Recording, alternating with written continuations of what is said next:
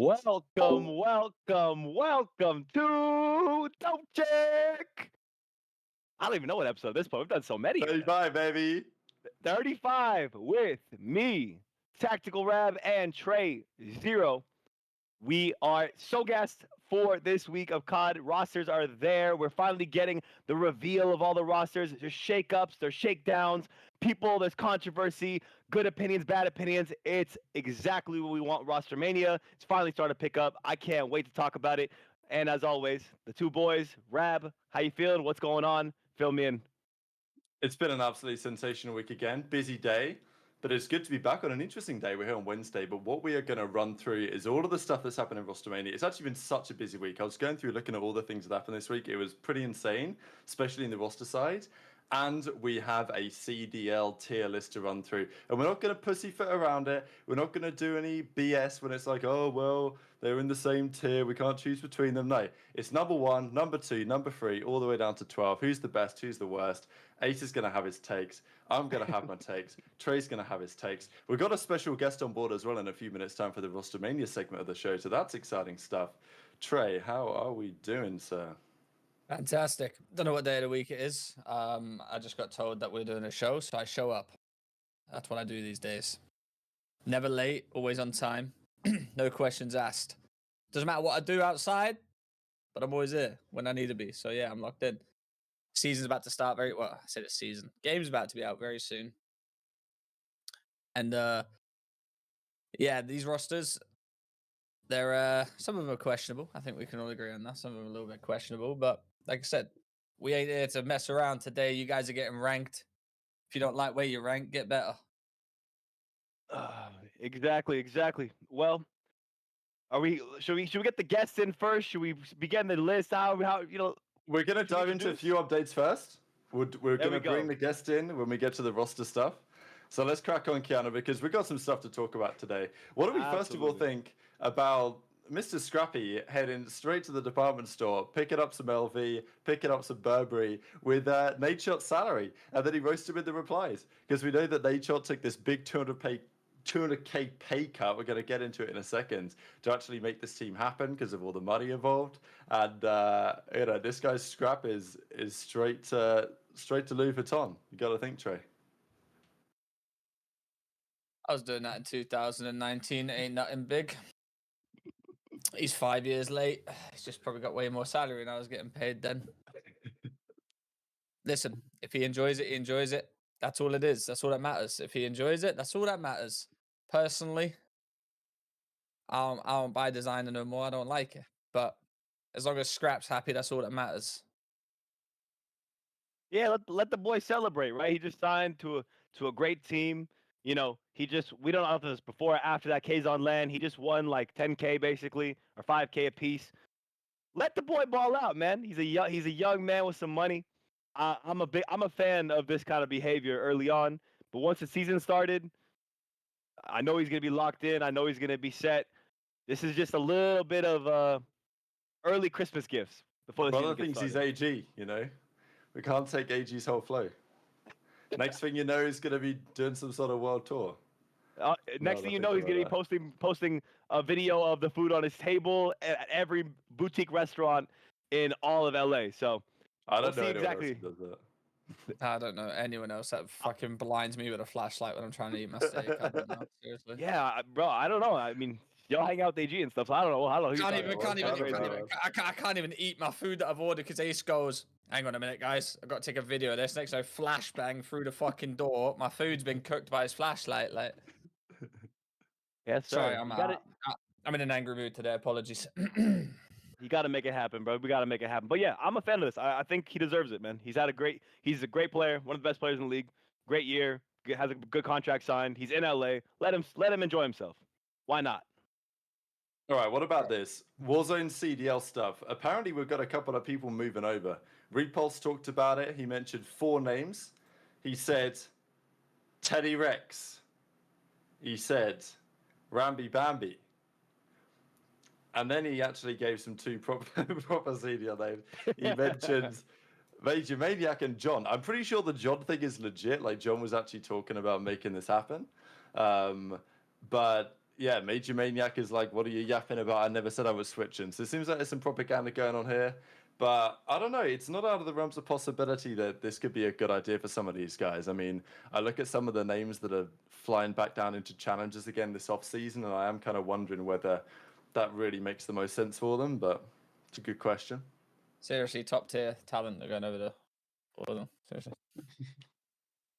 I mean, I'm gonna give some acknowledgement to John though. I think John, he was, he's a legend. He's actually, if you look back, one of the best players, even if you consider like Black Ops 3 time and such. He's had his run. It's been a while, but maybe he could find a resurgence in Warzone. I'm pretty sure a lot of these guys are trying to do, whether even Clay discussed it and stuff like that. I I can't hate on them trying to go over there and continue some path, some career avenue in Call of Duty. How successful it'll be, if I was a betting man, the only one I would probably bet on would be John. The I mean, other ones, Major Maniac's competing in challenges, so yeah, didn't he? I think he clarified right here. I tweeted never said I out. was switching. Yeah, he I just said I never said I was doing it. Yeah, he's just grinding Warzone on stream this off season. So, yeah, I mean, I would only bet on John. The other guys are, Teddy Rex has been a streamer for years, good content, but besides that, I think the top ranks of Warzone are pretty stuck. I mean, John could go over there and cause some damage, but other than that, still gonna be the same shit, different day. Favorite saying. All right, we have to talk about this, Rokkr. I don't really want to talk like. Okay, Ace, let me talk about this. Yeah, let me talk about this Can one you give second. me a Let little me talk intro? about this for a second, because there's an amazing thing that happened. If you guys haven't heard, our boy, and I want to get a little, get some love in the chat for him. If you haven't heard, Tactical Rab is a finalist in the Esports Content Creator of the Year award. Absolutely, if you guys get some W's in the chat, Uzi fucking paid then. Uzi paid. I did pay them off, respectfully. Uzi paid. No, the honestly- bribery starts today. That's when the bribery starts. Go run up those videos because the bribery is beginning today. But absolutely, I mean, Rab's been making videos every day for years, so it's a long time coming. I'm happy. Again, everyone in this community watches his videos every day reliably, whether it's at events, watching it, being his associate at events.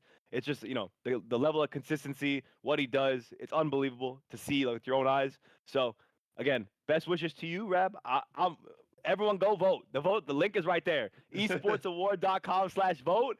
And if you vote for anyone else that I see in an event, we're gonna have problems, all right?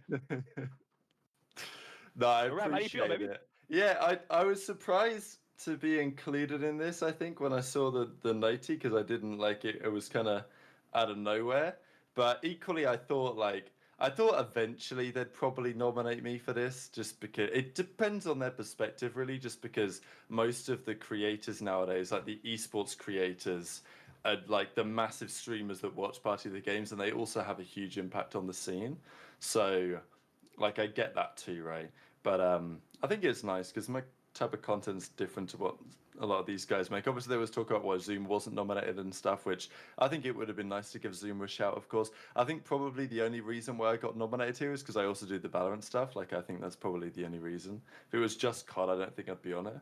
But yeah. Work ethic alone, though, you outwork everyone, innit? Well, I don't know if it's as simple as that. Nah, it's true. It's true. Is Zuma blacklisted? People say he's blacklisted because he called out the Twitch thoughts or whatever they say on stream all those years ago. I don't know if I buy that. I do, because I think one of the girls he called out, isn't she like part of the committee that does this? Oh, no, is that actually true? Is that true? No. Chad, tell me if I'm cooked. I don't believe I'm cooked. I think one of the girls he called out in that segment is part of the show now. So like, yeah, he might be slightly backlisted for real. Okay, very interesting. But I mean, you do have. I mean, these guys are different creators than you. I will say, like, what you do is very unique in the esports space. Everyone else is like an ex-player or something in that regard. So I would give you the most purest content creator truly in our space, and I don't think anyone touches you in that regard, to be honest. So that's just love, man. Hey, everyone go vote, man. I mean, everyone go vote for Tactical Rab, bro. It's good glaze. Yeah, I actually, like, lots of people have voted me already, so I do really appreciate it. The voting, like the public voting, is like 25% of the overall thing, and then the panel decision is like the rest of it. So I know that Bryce used to be on the panel, so maybe I need to like I don't know, order him a Chinese or something. How do you find out about this, by the way? Did they send like a package to you, or did you just find out when everyone else found out with the tweet? No, I found out when they found out with the tweet, and then they DM me afterwards to kind of give me a couple of more details. So that was cool. But also, it's in Saudi, right? So it's like if you're gonna, they're not gonna invite everyone to go just to watch and not win. Do you know what I mean? I mean, if you get invited, like you ever think, like thinking like You gotta like, think, yeah. you got to think you got to be allowed like +2s maybe. You know what I'm saying? Like You Plus gotta think 2, that. plus 3, maybe. I don't know. We Yeah, got a few people maybe. coming through. I mean, like, Yeah, and if maybe, I mean, if it's a +1, you know, you got to take your UK brother. You know what I'm saying? Yeah, of Like, course. That's yeah, true. no You doubt do. You about do. that. I'm just sitting there thinking, me, you, Fairmont. I will say he running will, but he back, was. But Trey was just mentioning how Saudi was missing something, so I'll take the 19-hour flight. No problem. No problem. It's all Rab also, good. Rab also did say it was missing a little something too, so we're on the same wavelength. It's crazy how much power I have when I get my private jet. Rab, Straight down there back to Rab just Riyadh. remember who helped us out the first time. You know, I never forget it, Trey. But yeah, everyone go vote for Tac Rab. This is a huge huge honor for him. Honestly, I mean, I'll speak for it. It's amazing to see you on here, and I hope whether it's not this year, one day you're gonna win this shit because you deserve it. Again, it's like you're like the only purest content creator that esports has, in my opinion. So That's very kind. that's love. I appreciate it. Thanks for the love chat as ever. Let's hop move into on. hop into the next thing. Yeah, what do we think about this? Is Nadeshot, because we're talking about content creator of the year, how about Nade puts his hat in the ring? Because you got to think, right, we've got the big three organizations in COD. You got OpTic, we got FaZe, and OpTic have their watch party with Scump. FaZe have their watch party with Zuma. Breakerpoint have their watch party with the boys. But 100 Thieves, like, what's going on there? Where's the watch party? Octane's on Zuma's stream, Enable's popping in, Nadeshot, but now Nadeshot's out in Texas. So he was kind of saying that, like, for the 100 Thieves organization, it would make a lot of sense. He wants to do the watch parties. Like, he would maybe join Scump and chill there and everything and watch the Thieves games, which makes sense. But equally, if he's thinking in the best interest of his organization, he probably should be running his own one at that point. So do you think he's going to do it? Just because I don't see Nadeshot watching Falcons versus Boston on a Friday morning. Not by himself, anyway. I think he will try and join Scump and such. Like, plus it will boost. I'm not saying Scump needs boost or anything like that, but it will, hit Nadeshot. People would love to go watch Nadeshot and Scump again. Like old times. So like, it kind of makes sense for him to go chill with Scump and the boys, and I Can think I be it would devil's be a lot advocate? more. Can I be devil's advocate? Do you think it would be in best business interest for Scump to co-stream with Nate? Well, I'm not saying that. If he wants to run his own one, he can run his own one, but it's already set up for him. I'm not saying Scump would have him over there. I'm just like full time. I'm just saying if he was going to go join in on something, he might as well go join Scump and that. And yeah, I do think Scump would co-host with Nade. Like, let's be honest with you. Like, it's fucking Nadeshot. It's not like he's giving him a platform. You know what I'm saying? It's fucking Nadeshot. No, not about the platform, but the numbers. I'm saying the numbers split then, because then it's like everyone's watching that stream. Might move over to this stream, and it's like I don't know. They are still differing orgs.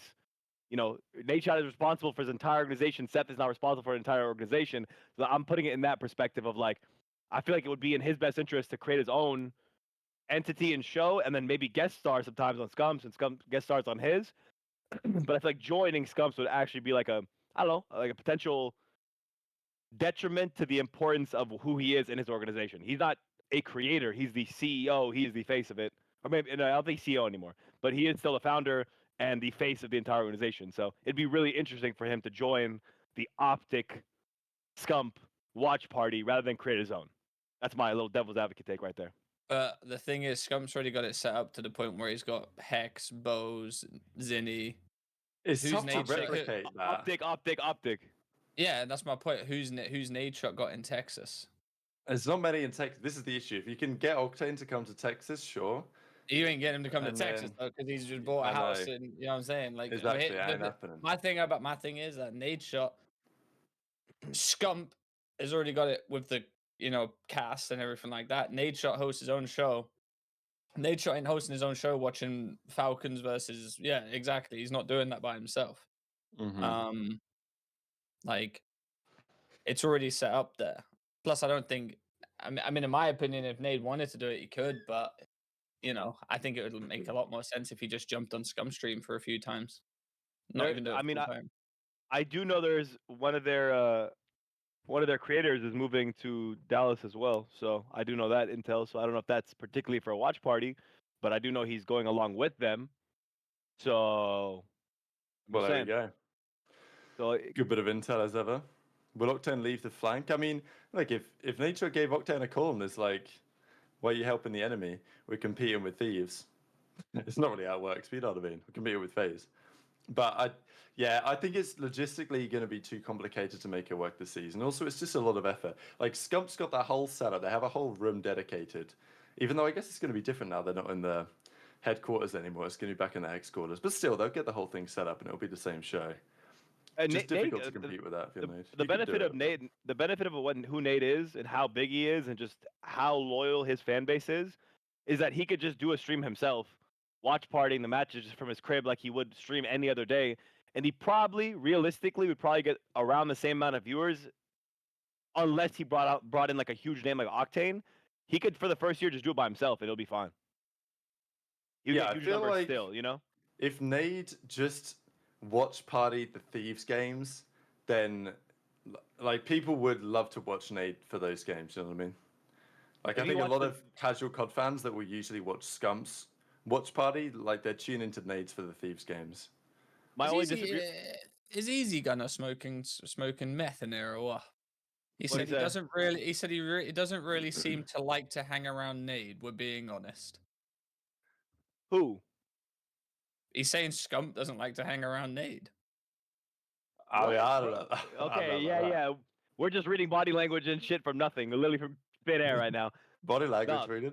We got fucking Easy Gunner piping on the up. fucking on the meth vent. No, What if he could get Havoc? Interesting. in my mind, it's like if he watches just the big names, right? If he watches FaZe, OpTic, 100 Thieves, and let's say I don't know, fucking Cloud9, G2 maybe, just like the big organizations in COD, he's gonna pull viewers from Scump and Tommy and everyone else just by doing that. So I don't think he needs. I honestly don't think. I think Nate is so big he doesn't need many people on his couch. He doesn't need to pay 1,000 people to come sit with him and do a show with him. He could do it by himself and be just as effective, which is, again, speaks to how massive and loyal his fan base is. I will say that I don't think Nade would want to go to YouTube to watch party though. That's a fair point. I can see that. Yeah, this is my other wonder with like Gataga, right? Because Gataga obviously he watch partied the World Cup for the Gentle Mates game, but that was on Twitch. And it would have to be the same thing with Gataga. Like if he was gonna watch party the Gentle Mates games, like he'd have to do it on YouTube, I guess. Assuming the deal stays, which it will for now. Hopefully it disappears at some point, but it is what it is. So I guess that's kind of a bit of a hurdle as well. But you know. I mean, like Gataga was like, I don't know how his YouTube numbers are now, but it's Gataga, you know what I'm saying? So, and I'll do a quick check. I think he has the most numbers of any former COD pro ever. Like in terms of total YouTube viewership, I think he has more than Scump, which is crazy. Even he uploaded a video 3 days ago. It's got 150K. Like he's still uploading, consistently. Yeah. So I think he wouldn't mind going to YouTube because he's consistently uploading over there. Yeah, that's a good point. So, that's the way I look at it anyway. Like if it's the YouTube numbers are still there, and it is good target, you know what I'm saying? Like it's not like, he's falling off the edge of the air. Like this guy's still fucking huge. So agreed. All right, we've got a couple more things to talk about. Firstly, Trey, what's going on here? You were talking before the show began about how you're going to be making more bread in 1 month than these guys are in a whole year. I did just make that up, to be fair. Yeah, no, but, you did. I mean, I could, really. Yeah, I mean, you could. But they're dropping minimum salary. Now, people were saying in my comments that minimum wage in the States is actually basically what minimum salary is anyway, which maybe is Is that even Huh? true? That's thought cap. That is such sounded cap. like cap. That is I'm such like, cap.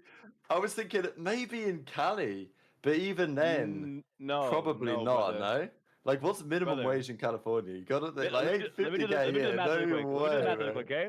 Minimum wage, like minimum wage, in a good position, right? 15 times 40 hours. Okay, that's a week times 4 times There it 12. goes. $28,800. That's making $15 an hour. That's not even. That's a little more than minimum wage, by the way. I think minimum is $13.25 in How much California. is that a year? What did you say? 28,800. Really? Okay, yeah, okay. This guy was cooked in my comments then. But yeah, it makes sense. So, all right. So the minimum has gone down from 55K to whatever your minimum in the state is. Thankfully, I don't think there's going to be many organizations that are going to be this poverty anymore, like this fucking poor. But like, because thankfully Vegas are gone, and like some of the dog shit orgs are still here. So it's just an interesting time for the league where the big dog players are getting pay cuts, and also the little dog players are getting pay cuts. I mean, that was like the best thing about it, right? You know, if you're a little dog player, you still sat on like 50 plus a year. Little dog player. But now you're just getting fucked. But yeah, no, I'm not excited for some of these like whoever's the team last 1 or 2 teams to sign. I feel real bad for you because the team has all the leverage. They have you by the balls, and basically anything they say, they can literally put you on the U.S. minimum wage as a professional Call of Duty multi-million-dollar league, multi-million-dollar event player. That's Right. fucking insanity. This is my thing though, all right? And this is where it comes into it. Like, a lot of these players need to start actually fucking doing other shit other than just fucking playing COD. Because we've been saying it for a while, the league and everything like that has been, you know, on a downward slope. Let's all agree on that. And these pro players won't make content. They won't stream. They think that showing up for scrims and stuff like that is like, you know, that's their job, of course, but you ain't building no brand. You ain't like, you know, have a look at Scump, have a look at Nade, all these players, Octane and all that kind of stuff. Like, take the time out of your day, make a YouTube video. Yeah, it ain't gonna blow up on the first time, but like, it's all about having that consistency. And, you know, after COD, if you asked a lot of these players what are they gonna do after COD if they retire, they wouldn't have a fucking Scooby. They wouldn't have a fucking, they wouldn't know what to do. So I think this is the year where players have really got to start thinking like, fuck, like we might have to start streaming. We might have to start making some content, some YouTube. Motherfucker, you're a professional player. You have no issue getting gameplay. You have no issue fucking dropping 100 kills in a public match. You are one of the best players in the world. I have no idea what, I mean, it must be a personality thing. A lot of these people just don't have personality, which is fair. You know, I know a lot of these pros can be a little bit boring sometimes, but people like watching, you know, streamers that are very good at games. So fucking do it. Like, it's not that hard. You are a professional player. You can shoot straight 24/7. Make some videos on it. Make some content on it. I'm just thinking getting the Twitch streams on, like, because the ad revenues on Twitch right now go crazy. Obviously, you don't know that, Trey, because like ads don't run on yours. Like, I don't know why ads run sometimes on your stream. It's like it's hella weird. You know? I need to turn them off. Yeah, that's like crazy. I know. Shit. Yeah. No. Well, I What's can't believe they keep doing you like that. what's my Check ad the re- settings real quick. yeah? What's my ad revenue looking like these days? But like they go crazy. Yeah, it's like Parasite doesn't have that many viewers, but because he maxes out the ads, he's making like 15K a month. So it's not rocket science for the teams to decide for the new season. All right, we're gonna stream as much as we can, but also why not just stream some practice? Like I think we are gonna get back to the point where stream and practice becomes more of a thing, because players are taking pay cuts. I'm not expecting the real top teams to do it, but I am hoping that some of the teams towards the bottom end of the league decide, you know what, yeah, what's the problem? Boston turning the stream on when they play a couple of scrim sets a day. And then CDL Scrimintel can tweet what the results are. So, you know, I think it would be good for the scene. I think honestly, for the fans of the scene and for the community as a whole, this actually might work out to be a slightly positive thing. But it's just like, it obviously isn't a positive overall when you look at what it actually means, but it also means that we're moving back into a different league structure where the franchise bullshit is now effectively at an end. So I guess I can't complain because I did kind of want this. I just like hate the idea that all these challenge, like I know I'm speaking for challengers, but even people like the scene growing, right? Why come play CDL if you could make more? And I'm not even kidding. As a fast food manager, why come play in the CDL for that? It's such like the risk to reward ratio of it is insane at this point. When you could be just on a 50K or less, 40K salary, 45K I'm salary. trying to win champs, maybe. Like Yeah, I win at fucking McDonald's, respect. but I'm saying look at the difference between like realistically, unless your family is like already set and you can do whatever you want, it's like, yeah, Billy, do whatever you want, great. But otherwise, there's the risk to reward is too crazy to risk coming and playing COD, or even simply choosing Warzone or COD. Warzone itself has tournaments every week. Warzone has huge multi-million-dollar tournaments that come up every several months, and you get stream numbers and more people watch it overall on Twitch, on YouTube, Kick, whatever you look at. It's kind of like there has to be some incentive to come play CDL, and it's only getting worse and worse and worse. And I think for challengers players too, I feel bad for them because guys who've played for several years, let's say, or a couple of years, maybe they're getting better, they're at the top of it. It's like a kick in the chest in the sense of, I sacrificed my time in maybe school and college and my career going ahead, and now for what? For 40K?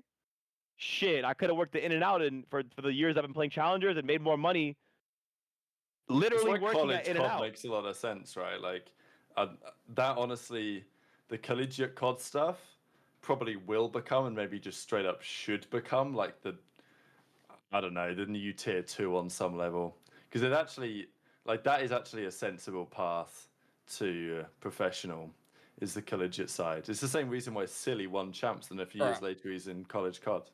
Bro, Shotzi showed his Twitch ad revenue or whatever he made in a month. He made the CDL minimum salary in 1 month. Streaming half the days. Streaming half the days. Now we're not pocket watching because he showed it, but this motherfucker made 50 grand in a month, and we still got pros not streaming. Now I'm not saying you're gonna get Shotzi numbers, but like, if you made fucking, if you made fucking a percentage of that, you'd be like, shit, like, damn, it don't look so bad right now. And that's the time you gotta be on. You can't be lazy when it comes down to this shit. I don't know, you're given a talent, fucking show it. Yeah. I think it puts the league in a bad place in terms of how you can abuse the last two teams basically that sign.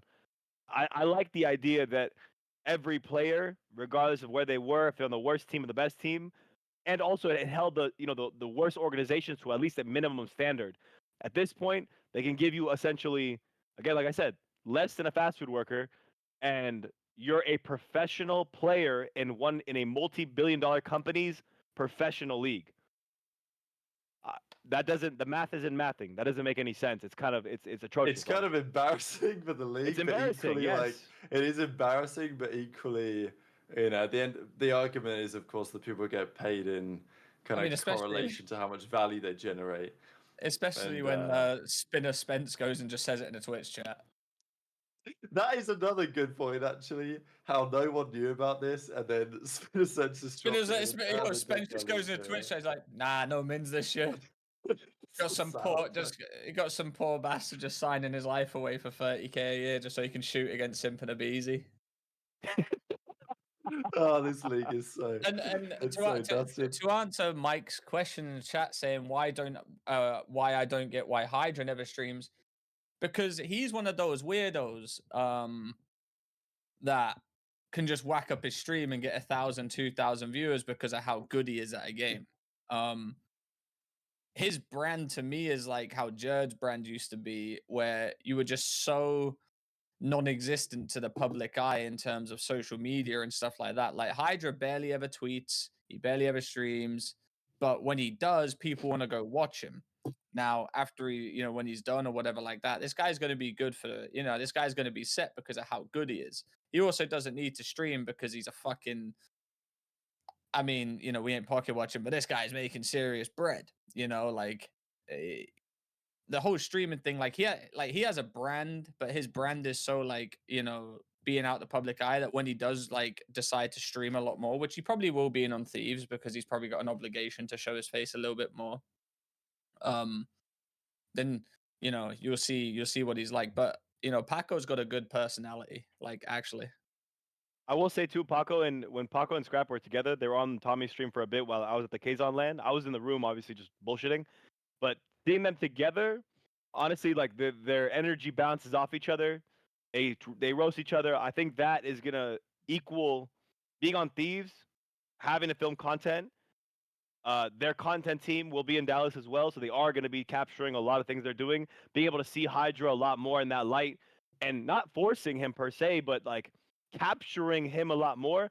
His comfortability with it will be a lot better, and I think with this team, you're going to hear and see a lot more from Hydra than you have in any other year of his career, and that's to the benefit of all of us, to be honest. All right, there's one more thing I wanted to talk about before we dive into the roster stuff. And that is some positivity because we got Zin City. He's making a comeback. And I thought this is really cool from Zin. So he's going to be supporting in the same way the Zoom was done with the Zoom Mafia, his own Challengers team. So he's going to be funding the boys, flight, hotel, team pass, etc. Give all the prize money to the players. No contracts with them. He's going to coach the team multiple times a week. And I think for a content creator like Methodz, this actually makes a lot of sense. Because, okay, he's coming out of his own pocket to make this work, which is also just a great thing to do for the scene in general. But also, it creates some good content for him. Like, he can watch the team scrim, he can coach the team. And, I think it's just, Zinni is one of those people, he gets clowned on, he gets roasted a lot just because of the content creators that are on Methodz level in terms of like being a big content creator for a big org, like the Scump, Zoom, etc. Like they all Octanes, like they all had more success as a player than Zinni did, so he often gets clowned on. But like Zinni really does care about the community and does a lot of good stuff with the community. So I think it's commendable, and hopefully it goes well and he doesn't get slammed. I think it will also end up being profitable too. That's what I'm thinking. In what way? In what way, Troy? Profitable for him in the long run for his streams and his content and stuff like that. People really want to see it, especially like, and listen, he's doing a great, I'm not saying he's doing this like, maliciously for his own benefit. Like he's helping 4, maybe 5 people out achieve a dream. Not that they're being salaried, but like even flights, hotels and everything like that, that is still a large sum of money. For him to even think like, for anyone to think like, yeah, you're not even salarying them. Trust me, this is still a huge amount of money. In the long run, content wise, yeah, for sure. And I think a lot of people, maybe like even like sponsors like Scuff or someone like that, might even end up putting, funding an event for him or something like that just to be on on the jersey. And, him playing for OpTic and stuff like that. It's also going to benefit them players as well in the long run for if they want to stream and stuff like that. We saw Zuma do it for the Stallions and, putting them in tournaments and stuff like that so they could show how good they were. Playing rank play with him and stuff like that. So that's what I mean about in the long run, it's going to benefit him content wise and just brand wise in general. I think he will get some sponsors from it too for some events, so he doesn't have to spend all of his own money on it. I think 100% he should take advantage of it. I don't know why we said like him taking advantage of this is to the benefit of others. So I would assume too, but maybe he's getting a little bit of budget from OpTic to do this too. I don't know. Maybe. I'm not saying for sure. This is not confirmed or denied. Maybe he's getting a little bit of budget as well to support just the flights and stuff, because it really isn't that big of a cost to him with a big upside and benefit.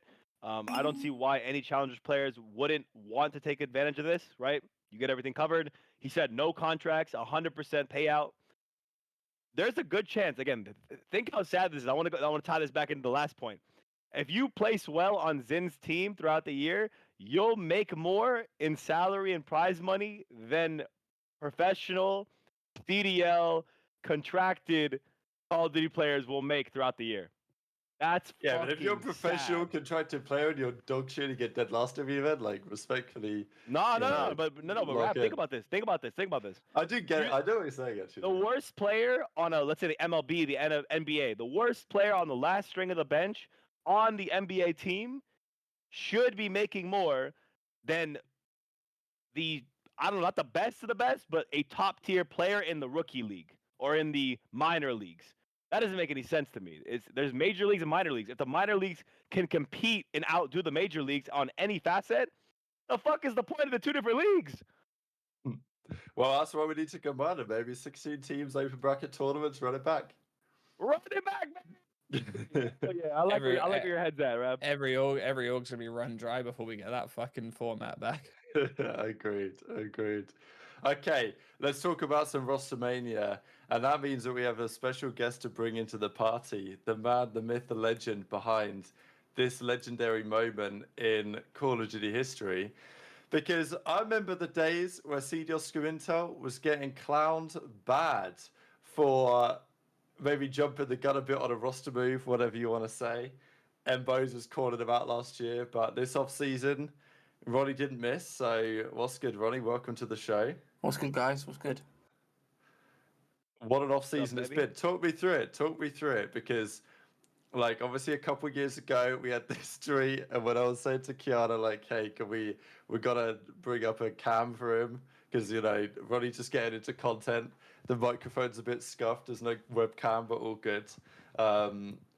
And obviously you've been at this like roster leak stuff for some time, talking about it, getting the sources. It's been a bit of a roller coaster, no? Bro, that Hydra stuff is such fugazi. Like, that shit was basically done. And then, you know, Scump changed his mind and it all fell apart. But I thought I was getting PTSD this year, to be honest, at one point. With the 'Cause- thief stuff, or Yeah, What point was that? At what point was that? because Scrap and everyone else signed and Hydra still hadn't, which you could see on the podcast. And I was thinking, oh god, here we go again. But luckily, he went through and signed. well, even Nature said it, didn't he? He thought Yeah. that they like lost the team a number of times because there was other players coming into. Obviously, Gentle Mates came in. Like, were they coming in? Like, how late in the process did Gentle Mates arrive on the scene? I guess is the question. I don't know how late, but I know that they went big, like really big. Like they offered to play out of Dallas. That's why Scrap wanted to make sure that Thieves played out of Dallas, because that was in the offer from Kataga. So Nade had to match the offer twice and then say the Dallas thing. Otherwise, they'd have went to Gentlemates. That's why Scrap's got all this bag. That's why to, Scrap got everything he wanted. Yeah. Yeah. Guys, Ronnie does not sound like me. Just because we're both from the UK, we do not sound alike. No way.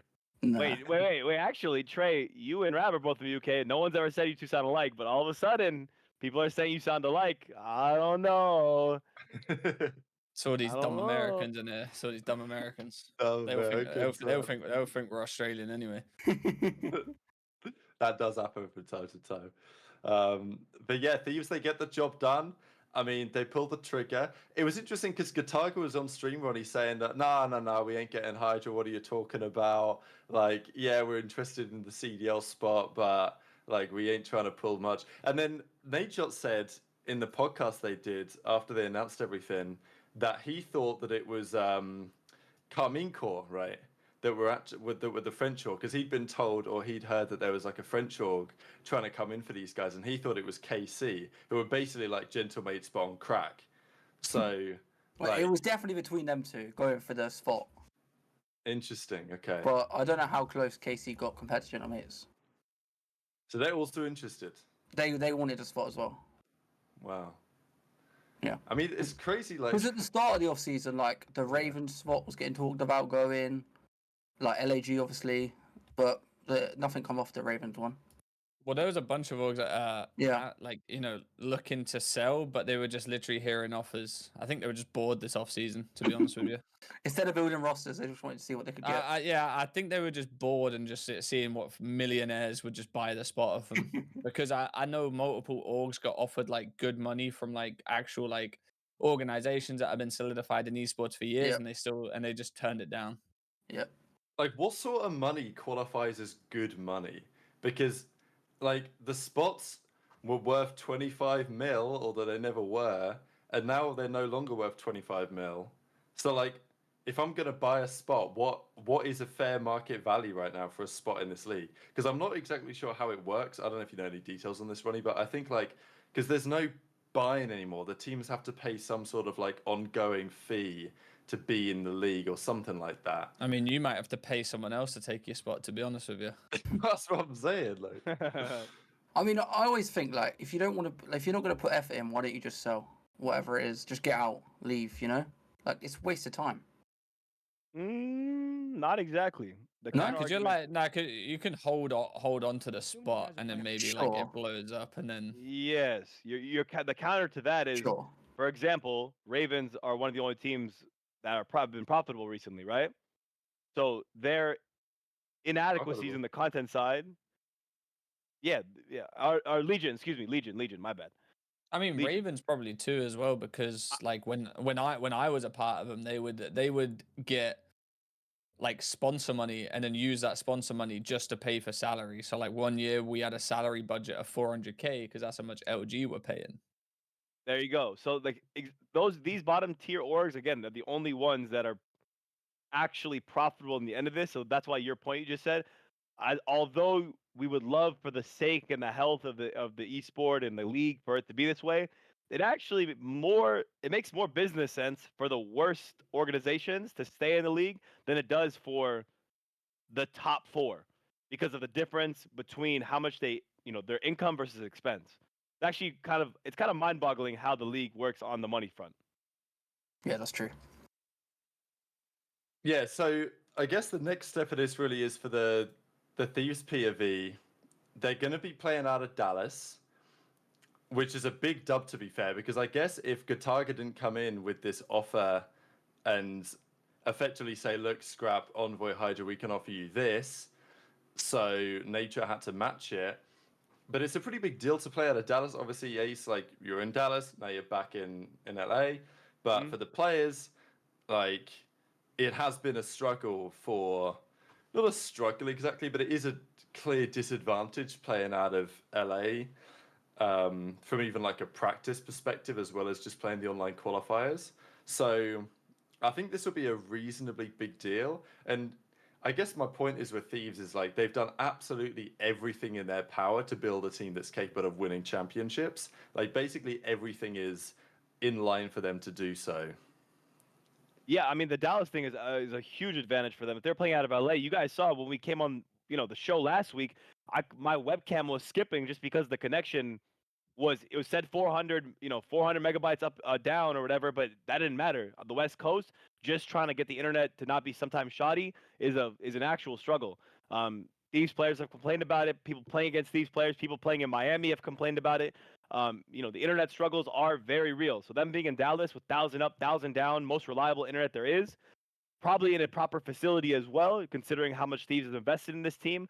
I think that's going to put them at a huge advantage. And of course, them playing against any other Dallas team, it's going to put them on fair footing. And we're going to get a lot of great battles between them and OpTic. Them and even FaZe, Atlanta's not that far either. So you're going to get a lot more pure non-cheese COD happening between these teams because they're a lot closer in proximity now. So I'm excited for them to be in Dallas. I think it's the best move for that team in general. Ronnie, do you know what Thieves were going to do if they didn't get this done? Like, was there a plan in place Well, at before one point, these guys came available? Sib was going to be on the team with Ghosty Yeah, okay. Makes sense. and probably Joe. And then I don't know what they were going to do with Cramp. I mean, you Sure. gotta think you're sick if you're Nadeshot though. Like you got a really good team, but like you got like that whole ass fucking beautiful compound out in LA, and they said, nah, fuck that. And he had no choice either because he'd have lost the team if he didn't. I'll happily do a Seattle and just play out of an apartment. Like, Yeah, or what Ravens did last year, Brian Sate's penthouse. yeah. Brian just getting jiggy with a female in there. Nah, Clay's come to scrim.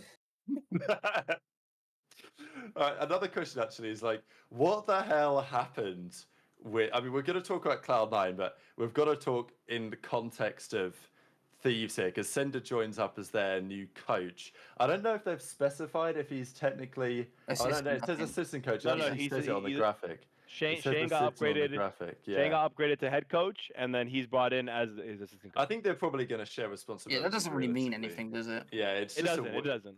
It's just a promotion for Shane because he's been there a while, like typical. But like the Cloud9, the coaching situation has been so strange because Daryl was gone because they didn't have enough money to buy Scrappy, but then they couldn't buy Scrappy anymore because Thieves are buying him. But then Daryl was gone anyway, and then Cinder was going to go with Hydra, even though Hydra and Daryl have been a duo. Like, I'm a bit confused, to be honest. The whole C9 thing is, Jack said something about not being able to keep Hydra because he wanted to leave. Yeah. Right? He would have stayed if he got Scrap. Mm. So he could have kept Hydra if he really wanted to, you know. And then Daryl didn't get signed because they didn't reach his value or something. So I don't know. I think he was I think they don't have the budget. That's the super truth. Yeah, they try and skirt around it, but the reality is they don't have the budget. Cash. Yeah, that's it. But that is the Cloud9 way, isn't it? They Yeah. say all this stuff publicly, and then behind the scenes, they're trying to finesse. Exactly. I'm just not sure. I'm not sure why. It's kind of interesting to me that you just said that they weren't meeting his budget. Like, if everyone's taking pay cuts, including players and stuff, shouldn't that also equate to coaches and stuff too? Or am I tripping? I mean, we don't know how much he wanted, do we? So that's true. I'm just thinking about it like, if it's sticking with the team that you've created into, a very successful org, and you're a staple coach, and you're with, if it was already guaranteed that Hydra was going to be gone, then I could understand him saying, all right, this team's not going to be worth it. It's not good for my reputation, all that kind of stuff. I could see that happening. But if it was, I could stay with Hydra, it's just a matter of budget, and I could compensate some budget to make this team work, then I don't know. I feel like that, if that's the case, that's a really interesting decision out of D-Real. True, but he's also still with the core of the team now. It's probably worked out for him. Yeah. Oh, if you're saying for D-Real? Yeah, because he's on Gentle Mates now, probably. Oh yeah, for sure. I mean, in the end of it, did it really change much for him? Nah, he's still essentially with it's like NYSL 2.0. Yeah. Imagine buying like a full world champ winning squad, and you just got no one fucking left at the end of it. Just Sib on his own. Just Sib on his and own. He didn't even win the world and he was the one that was getting dropped to start with. Yeah. Yeah. It's kind of funny how both Sib and Insight were like the only two guys to announce restricted free agent this offseason, and both of them are still with their teams. Yeah, I find it weird that only Insight announced it when they all got told at the same time. Everyone. Yeah. Even they said that publicly, like it was unknown. Or maybe Scrappy said this. And they all got moved to bench salary as well. Oh, is that a thing? Because who was it? Oh, I know 3 of them did. So was that this season? Last season was that true this season? Well? Okay. That was this season, yeah. Yeah, that's kind of, it just goes to show, doesn't it? When that happens, we can actually talk about Toronto now and this boy, Adam Adamu, because he's a character for sure. And here he is. So he's talking about this League of Legends game anyway. And then he calls 100T the hoodie org, which is obviously the classic. I mean, I can't even describe it as an insult, because as I said in my video the other day, I genuinely think this is a compliment. Like, if you're able to be a brand that is able to build yourself as actually having value as a brand to the point where people want to pay like $90 for a hoodie with your brand logo on, like that should be pretty high praise, to be honest, especially given the fact that Thieves as an organization have achieved more than Toronto have, because Thieves have a world championship win and Toronto don't. So, look at how much money they've made off merch alone. Like, you're asking to get Cloud on here. Bro, for an esports organization to make that much money off a jumper that just has 100 Ds, bear in mind they are fucking really fucking nice. All right, let's be real. It's nice merch. Everything's nice about it. But to try and clown them on it, like, I understand where he's gone for it. I really do.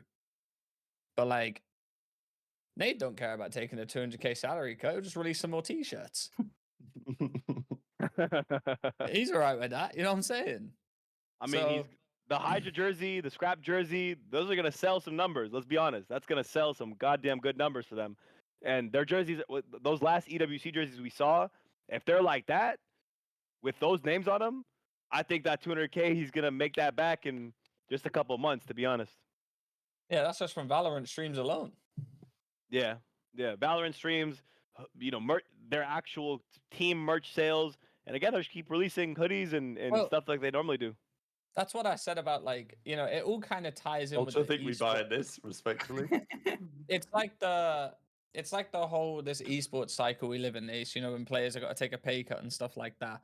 Yeah, I mean, it's like if you said, "Oh, yo, Shotzi, we need you to take a 50K pay cut this year." He's like, "All right, bet. I just fucking made just made 50K this month on Twitch. Fuck it, why not? You know what I'm saying? Like, oh, we just need to tie the, like it works the same way with Nade because of how big his presence is on like social media, Twitch and YouTube and stuff like that. He's gonna make the money back.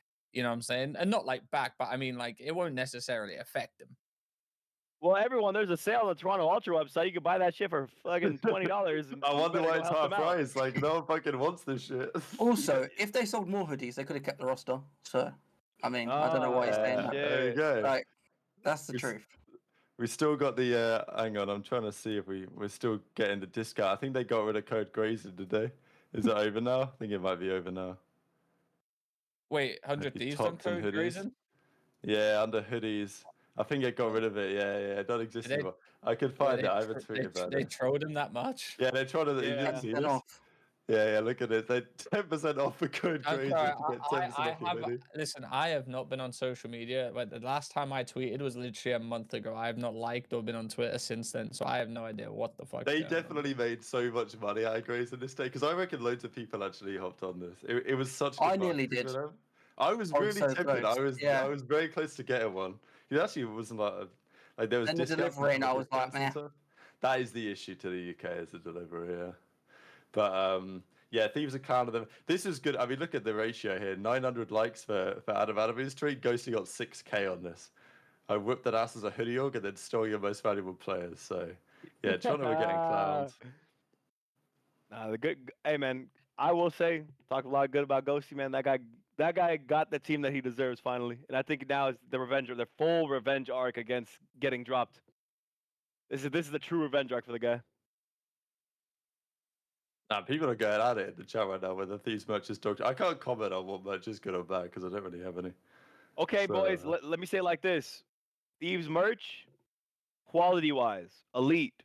Design-wise, very simplistic, but that's what people like. Color choices, elite. Price-wise, dog shit. There we go. That's the truth of the matter. That's the true truth of the matter. I've made clothes before. I know where they get their distributors for. The prices are insane, but again, they got a lot of people to pay and they got a lot of salaries to pay. So you're paying for the premium, bro. Supply and demand, and they've got the demand, so why not? You know what I'm saying? Yeah, they do provide a good product though. I mean, like the product is nice. I can't lie. They just keep it very simple, and people love the colorways that they do. That's all it is. Listen, if you've got 1,000, 10,000 people willing to pay £90 for a fucking hoodie, sell it at £90, bro, because it don't matter. Obviously clothes are expensive these days. If you're broke, just say that. Seriously. Yeah, there was some people going at each other in chat earlier over that. I know, that's why I bring it up. Everyone, someone was pocket watching, someone didn't like it. There's a lot. It was all going down. Yeah, all right, Ronnie, we've got another one for you because this happened a little while ago now, to be fair.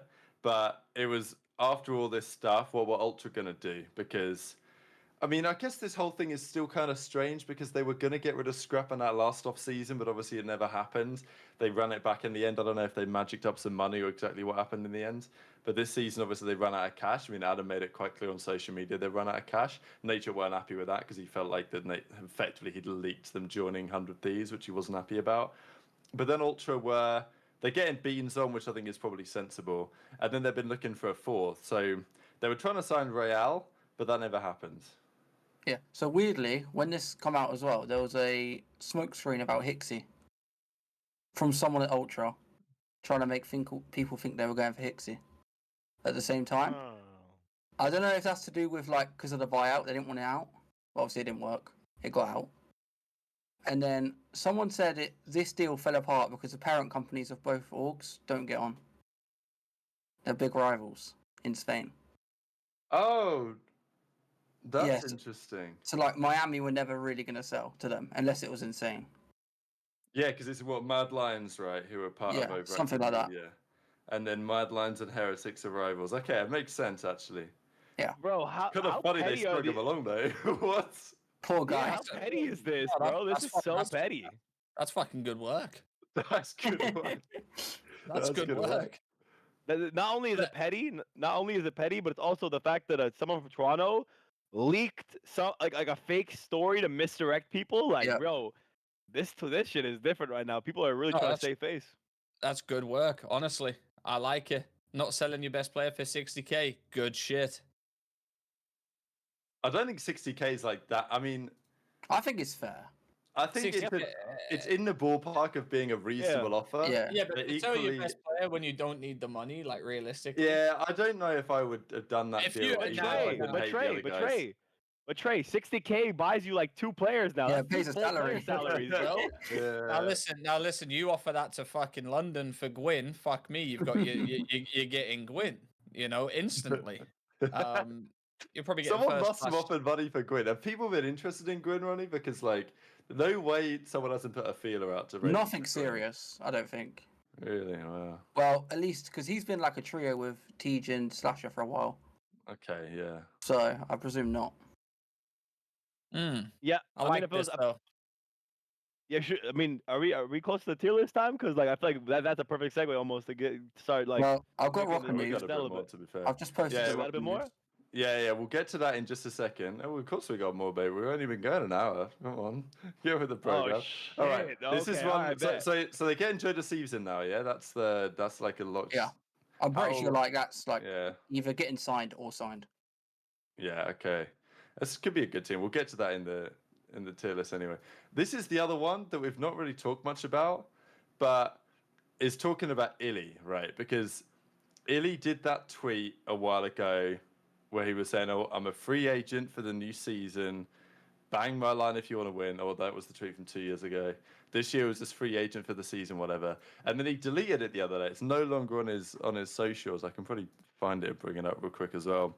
But Shotzi was saying how he basically had a conversation with Illey, and it's kind of chalked. Like, for whatever reason, there's still some personal shit going on, I think, on some level. Illey's now deleted the free agent tweet. So either he's magically signed a deal that nobody knows about, or he ain't playing this year, which is just like, what's going on there? So I don't know if you know anything about this, Ronnie, or just like kind of whether any team's ever expressed any interest in Illey, or just has it been chalked for months? Not heard a thing since he had the trial on Rokkr. Yeah. Which was I don't know why like they gave him one chance and then 1 day of scrims. That was it. I mean, I'll say this bluntly. There wasn't enough time, realistically, to give him any more. Well, not even that. Like, Ace, I know you can't like speak on it just because of this, like when Lamar was playing for it. But during that time, there was a 2-week break, if I'm not mistaken. Yeah, there was. You needed a plug and play, like someone that's ready to go there and there, and you can't just get like, obviously Illey was away for a little bit, and then 1 day of trials, like that can determine whether you think it's gonna work or not. You know what I'm saying? Yeah. I'll say just simply, it's like, I don't know. You gotta get some. You just gotta, like you said, plug and play. Someone that's ready to play the game right then, right there. Up to date. Been grinding just like that. You pick someone like that, it's a better bet. It didn't pan out for Rokkr, obviously. Who knows what would have happened if they stuck it out? Whatever happened, right? Like, who knows? But the plug and play concept Trey's saying, I think is exactly right. So it's just like if it doesn't happen for Illey now, like there's no way it's ever happening again. This is the issue. And this is what Shotzi's talking about, is like he just thinks Illey's going to be chalked now. I mean, let's be real though. Like, where we've had the discussion before of like where we see him going, but in reality, this league is too sensitive. There's not much wiggle room, and the salary he probably wants, being a world champion from 2020, is nowhere near what he's probably even got on Seattle. Probably, Like his worth in value right now to any team, monetarily and risk wise, is just it probably doesn't match what he has in his head. And I don't think there's many players that really want to deal with the headache. It's been multiple years in a row. I could see this. I could see the angle, honestly, of why it could be chalked unless he proves himself, like not challengers per se, but unless he can just get the call, go on a bottom tier team once they need a change, and offer his services some point in the season maybe. And from there, maybe we see a resurgence of him. But otherwise, it's looking pretty bleak for Illey here.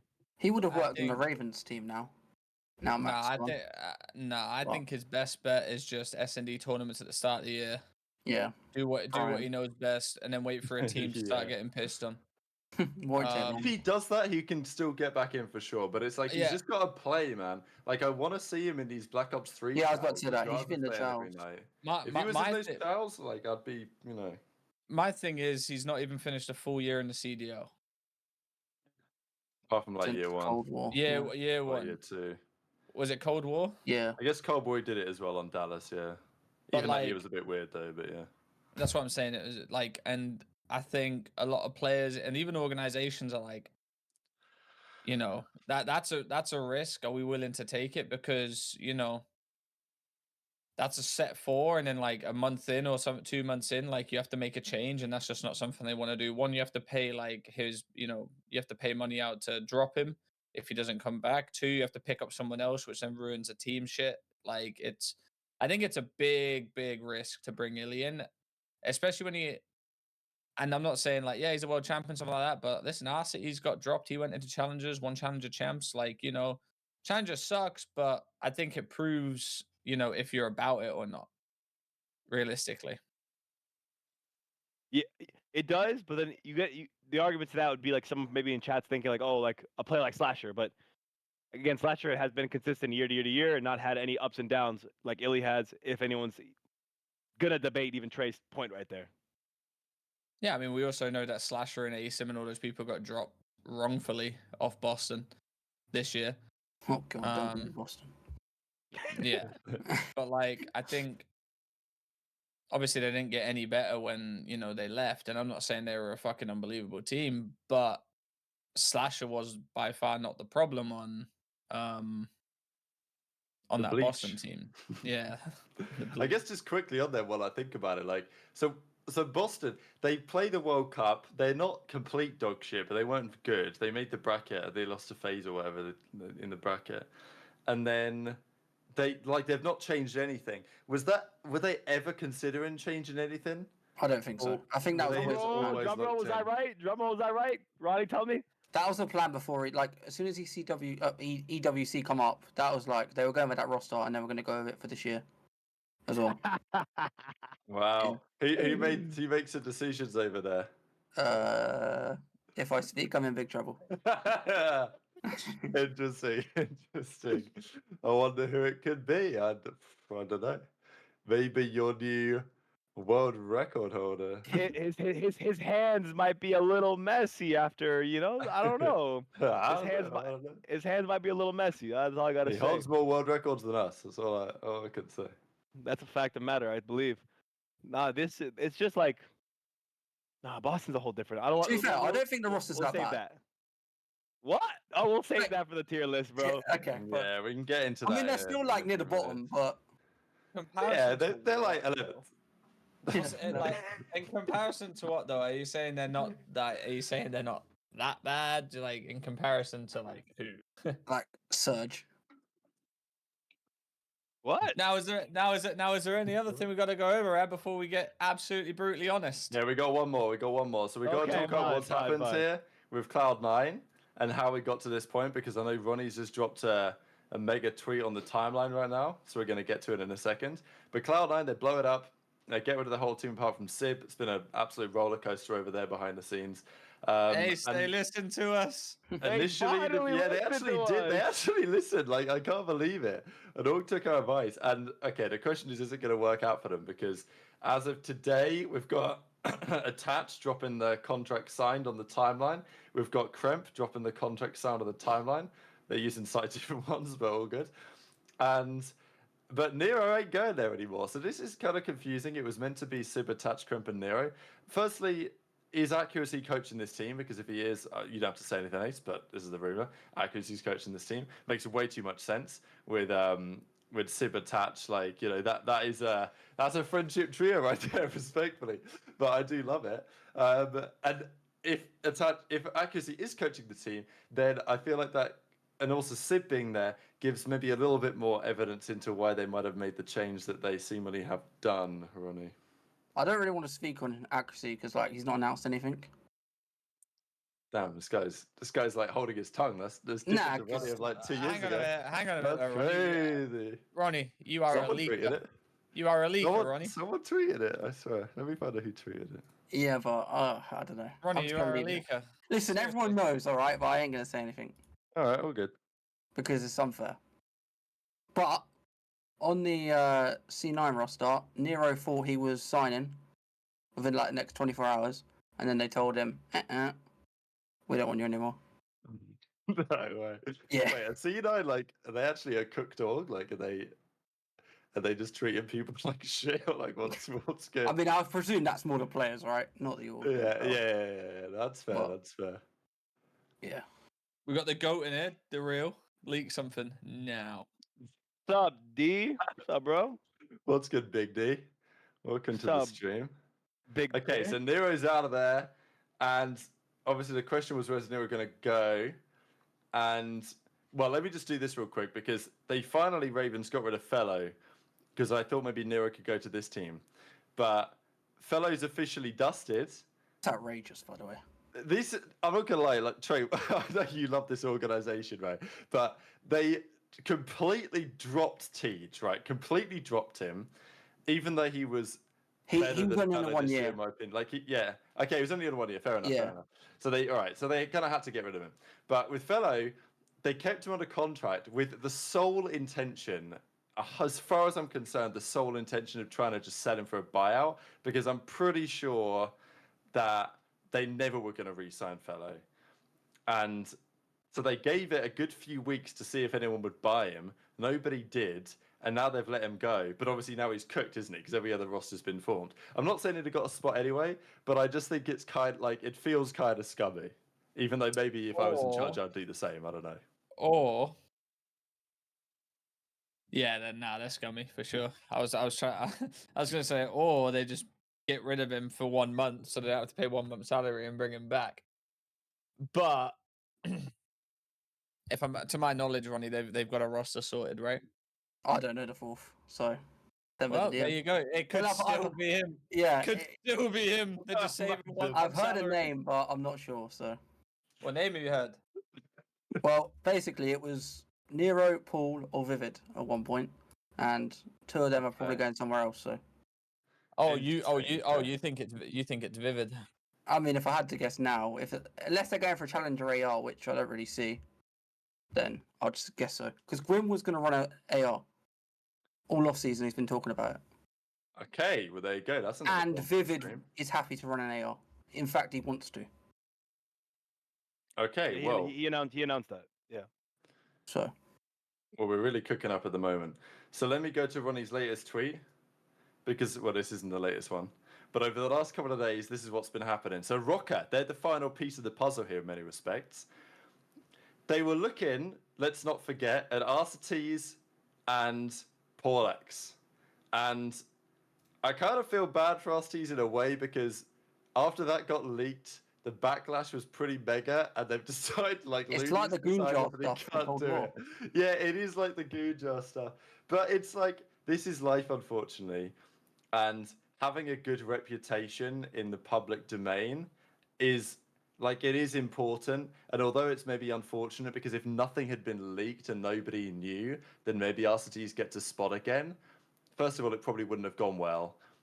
And secondly, just because of the way, like, the feeling is in the community that the way that RCTs has behaved or like the way he's applied himself hasn't been at the level that people expected of a two-time world champion, and therefore his PR in the scene has gone down to such an extent that when he gets linked to a roster, people clown them, which is tough, but like that is sports. think that's harsh on him, to be honest. I think personally this roster, considering RCD's won Challengers champs, I actually like the roster more with him on it. I'm not gonna lie. Maybe that's a little bit faded. I understand the backlash of what he did last year, but I think people are conflating the combo of him, maybe Seattle, him and Huke, and just some of the poor performances. But he showed at the end of the game that he's still a force. And I think with a group of younger guys like this and a new game, a game that he's done pretty good in Treyarch COD. So I don't know how much I love Paul X.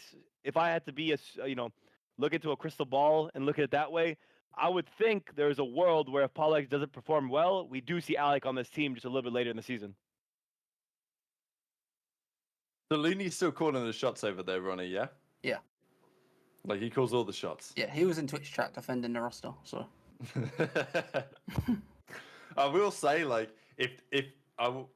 straight up, if Rokkr have a bad year this year, and if Ravens have a good year, we know. Yeah. Saddam Hussein will be owed an apology by me. Like, I'll say it right now. And the whole of Reddit. Yeah, exactly. Like, fair play. He does. Like, maybe there was someone that put him all along, so I'll tip it. But the situation has changed. There has been a development, says Nameless Wheeler, and here it is. So this is the latest setup with Huke being gone, and it's tough for Huke because if Huke's out of here and he's not going to Ravens, which it doesn't look like he is, which I also think is probably a sensible decision. It's just tough. I think what Rokkr are doing with the Geo pickup and the Estriel pickup, those two are the right way to go. Like, I have no problems there. Paul X he did well in challenges last year for sure, and I think of the players that did well in challenges, like, I don't mind giving Paul X another go. Like, even Crim6 gave Paul a lot of credit on that Vanguard New York team. So, like, I know that he's a bit of a maybe abrasive character. I don't know if all of his former teammates got on especially well with him, but I do think he's a player with some potential. And then Nero certainly is a player with potential. So, I don't know. Obviously, we'll talk about this roster in the tier list a bit, but is this better than what they were going for before? Absolutely.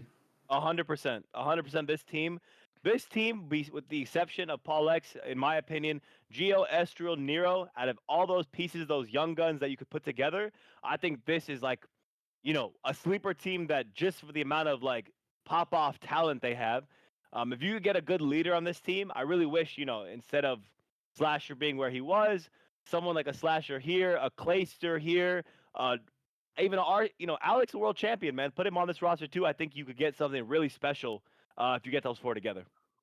They just need a leader. I mean, at least they're fast, unlike past Rokkr teams. Like, he's not built the slowest team in the CDL again, so that's a positive. Yeah, no, you're right about that. At least there's a bit of pace on it this time. And it's like 4 hungry people. Like, I feel like a roster like this is 4 hungry people that want to play with each other and prove, that they deserve to be like on a team. Paul's been on teams, dropped off teams, and he's had his few personal issues, especially on London with me. But I got a lot of respect for him, and I do hope that those 4 players actually take this opportunity to work together, because we saw how LAG did when it was just 4 chalk players on the same team, but they managed to do something throughout the year and finish out strong with a few players. And I'm happy they've ended up especially where they are now. I do think it's play is the point. No, go on, guys. I'll go in a second. Someone in the chat said the leader role is overrated, and again, it's not overrated at all, especially when you consider how young these guys are. What do we think Nero's the guy calling the shots when he's running around? No. Is Estriel calling the shots on his team with those 3 coaches, and even he was playing with a guy like Assault, a world champion? No, he wasn't. Geo, again, playing with Dylan, he's not calling the shots. He's definitely listening and learning and absorbing. So these guys are still young in their development, in their careers. Putting someone in front of them that knows the game's ins and outs is definitely not. I think you're underrating how important the leadership role is in COD.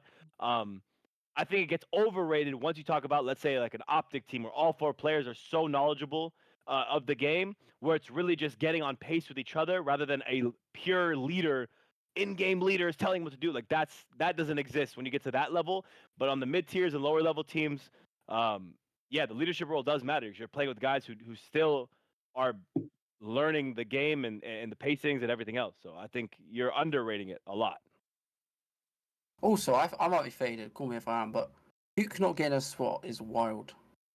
Like ceiling wise, you won't find a better SMG outside the top 3, in my opinion. Who'd you say? Huke? Huke, yeah. If he doesn't get a spot, he's not consistent, but he's the one guy you know at his best can compete with the top 3. At his best, I have mixed opinions on Huke, to be honest, because yeah, I kind of I don't know about that. agree. I kind of want to agree. Like, is Hixie better on Surge than Huke? Like, to be fair, that's like a good observation, but also Rambo don't like Huke, does he? Like, that ain't gonna happen. So, like, clearly there's something there. I think the problem is that I see with Huke is that the numbers tell you, and like clearly he tries, and that's valuable, and clearly he has upside and talent, but for whatever reason, like it just doesn't add up. It doesn't add up that he's on I'll a tell you team the that's going reason. to do that well. I'll tell you the reason, okay? It's like this. I'll give you a good little metaphor for everyone here and everyone watching. If you knew that there was a little pill that would solve your problems, it would take a month though, or there was a pill that would solve it today, there's a 50% chance it would kill you, there's a 50% chance it would solve all your problems, but it would do it today. Which one should you take, right? I mean, yeah, man, that motherfucker. I know what Dre's taking. But my point more overall is like Huke, you live and die by Huke. I've said this in the season. These guys, I'm sure, tired of hearing me say it, but you live and die by his playstyle. His flank, his route he takes, his chow he takes is going to win you or lose you the game. Whereas if you compare that to, let's say, Hixie, for example, Hixie's consistently making a good play and usually filling in the gaps, putting your team into a position to win. He may lose a couple gunfights here and there, but it's almost like picking the quality of a player like an Envoy and a Hixie rather than the consistency of those teams they've been on, rather than the inconsistencies of teams that Huke have been on, because it shows you just the level of difference that like gun skill is important, but decision making outdoes gun skill in COD every time because it's the team game. It's not an individually based game. Man, if he just picked up mid cut on fucking Hydro Harpoon against New York, it could have been a very different couple of years. History would have been different. That's the thing, though. He was godlike second half of the year in that game, and he was godlike at Cold War until what happened. Online, he was godlike. This is the issue. Nah, he wasn't that bad at LAN though. I think you're probably right. Like he's won a LAN event. Ronnie, what do you call? What do you consider godlike though? What was he doing that was godlike? Tell me. I can bring up some Huke cards, probably. The pace and the kills were good, weren't they? Him and Shotzzy were a duo. No, I agree with you, right? The pace and the kills were, but if you go back, if you watch back... I can also run and die a lot for sure.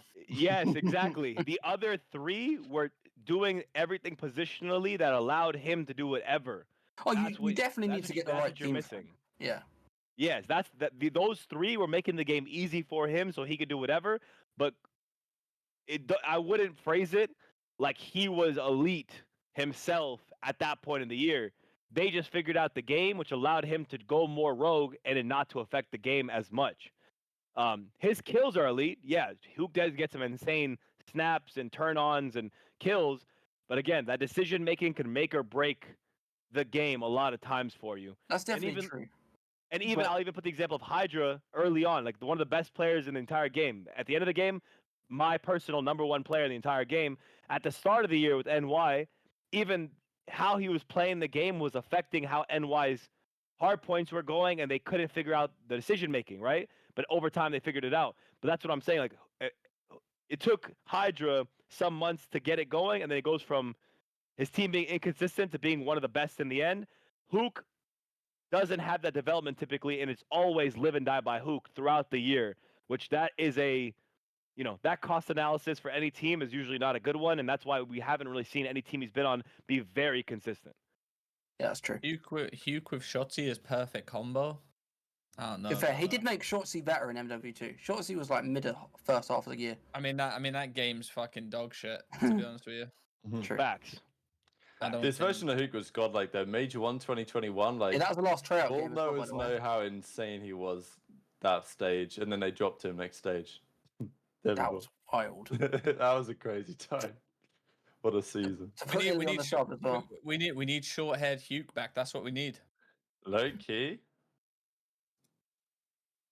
It's like when someone's fat and they turn skinny, they just get worse at COD. Yeah, I've never seen that before, Trey. Exhibit A. Yeah, like Trey's talking from personal experience, unfortunately. I was good though, man. I was good. I just can't. Listen, I never kill horde as a main AR. I was always benefiting the boys around me. You know, the weight loss journey was just inspiring. That's what it was, guys. Inspiring. Yeah. Inspiring. Okay, I think we've pretty much talked about everything. I guess just quickly, Hydra and Scrappy, they won the Showdown Champions. Does that mean that Thieves are going to win everything this year? I was there, bro. It was impressive. They were in chem the entire time, walking around in chem. They were chilling. They were laughing together. They were in the bathroom together. You know, they're doing everything together. You know what I'm saying? They were like this. They were like this, inseparable. I love Miles in the background there, by the way. Like, you don't even notice it at first because, like, in the foreground, but it's just funny. Well, the context of this picture of like why they took it like this was because Scrap had a flight in like an hour. He had to leave instantly, so they just took one really quick, and then he literally left seconds after this picture. So it was really good to see though. Shout out Kaysan. Kaysan is a fucking absolute beast for throwing that event. I want to see more events like that, 2v2s, 3v3s. Tommy, I know, you know, Tommy was mentioning on stream and stuff that he has some stuff planned. So hopefully we get some really good events like this, and we get to showcase, I don't know, some more creative stuff for the fans, because I think everyone in chat would agree. Chat, y'all can agree or disagree. Let me know. But that Kaysan 2v2 was something that, like, it was so sick to just watch and see, and old game, new game. It was a huge W all around. Yeah, this was a lot of good fun. I think, like, it reminded me a bit of when, I mean, how many years ago was it that they used to do those 1v1 tourneys? They did one in MW19. They did one in Cold War. I don't know if they ever did one in Vanguard. I don't know if you remember, Ronnie, but, like, the CDL used to put on these 1v1 all-star whatever, and, like, Cell won it one year, and then I don't know who won it the next year. But it's just a fun bit of content to do as something a bit different in the same way that this 2v2 is. I only remember the MW one, unless I'm faded. Maybe there wasn't another one. I swear there was another one next year. I think there was one the year after as well. But yeah, I know they should definitely do more stuff like that, though. Yeah, I agree. And also, I just want to say that, like, that it was backed up. The one cool thing about that event too, like something really sick about it, was that it was backed up by Activision themselves. So it wasn't like it was a supported event, 2v2 for the community with Kaysan, but also done with Activision. So if Activision's willing to do cool events like that, hey man, I'm looking at OpTic, C9, and all these guys. If you get some support and maybe some monetary funds, some money from Activision too, we should be throwing as many of these as possible throughout the year. Once in a while, during the little breaks, fly some people out. 1v1s, 2v2s, 3v3s. You know, even OpTic's doing that the legacy event over there in a couple days, right? Yeah, 10 days time. Like that's amazing off-season content. We need some in-season content like that. You know, we didn't even get an all-star game this year. Like, come on, Activision, lock it in. Let's go, baby. All-Star, the whole way they do it is just so pathetic. Like, the boys just walk out there before, like, champs semis or whatever, and it's just like, oh, well done, guys. That's the All-Star team. And then they just walk off the stage with their jersey or their little They did it in Cold War, didn't they? They had a game online. Yeah, they do it properly. Like, I remember the good old days of when Black Ops 3 came out, and you remember they did that Black Ops 3 like showcase invitational, and they had Team Sensor versus like Team Guitarga, and they had who was that Spanish guy, Toho? Do you remember him? Spanish guy Toho, and they had like all these 21 or whatever his thing was. Yeah, and like they did this before the game was even launched. They did an esports showcase with like TP, and I forget who else was there. Tommy was there, Tommy Trewen, old school UK player now in the Warzone side, and they ran that tournament. It wasn't really a tournament, but it kind of was. And it's just stuff like that is so much fun. Just these like one-off events that the CDL could run. They have the money to run it, and clearly they have the willingness to run it. If someone's willing to say, look, I'll organize it, and Activision will throw in a few grand. Like they'll do that. Yeah, I couldn't not mention Black Ops 3, guys. But like, on God. Yeah, someone won an MW19, I think. Okay, let's do the tier list stream. Let's do the tier list. It's the moment you've all been waiting for. Okay, so just a quick note. The Cloud9 team is up to date with what we think it is. I think we threw Nero on the Ravens team because we weren't sure what was going to happen here. We're not actually sure who the fourth is going to be there, and we think Nero's going to Rokkr instead of Huke. So we'll just do that when we put them in the orders. And yeah, stay around, Ronnie, absolutely. Okay, Because cool. we're going to go and do this together. So these are our tiers: S tier, A tier, B tier, C tier, F tier. This is how I've named them. So hang on, I could even make the screen bigger so you guys can see them. And as I said at the start of the show, yeah, Clowns in Charge actually kind of goes hard, to be fair. So as I said, we ain't doing, oh, they're all the same in S tier. Like, we got to choose. So I guess we could just go, we'll just do these in order because they've been kind of put in here in random order. So we'll just start with the Falcons. They go in the Falcons tier. Question is, how can they be more competitive, or how competitive are they going to be with the rest of the league? Because with all due respect, as good as these guys may have the potential to be at the start of the season, and I think, I mean, I guess how are we ranking this, first of all? Like, are we ranking them in terms of where they're going to place at champs, or are we going to rank them in terms of, in a hypothetical world, the teams all have like 2 to 3 weeks practice, and we throw them into a tournament by the end of the year, where do they place? Is that kind of what we're doing? No. Here's what we're doing. We're doing, by the end of the year, who's gonna have the most regular season wins and major chips. That's kind of, I think that's a fair assessment, right? Who should be the best is whoever's performing the best during online games and LAN.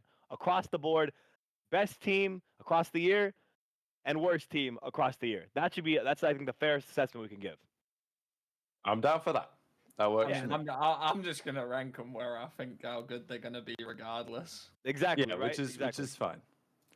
So are Falcons anywhere other than 12th? I guess is the question, because like it's, you know, how competitive are they going to be with number 11? I think is the question, because I think everyone's going to have them being at the start of the season. Can they improve?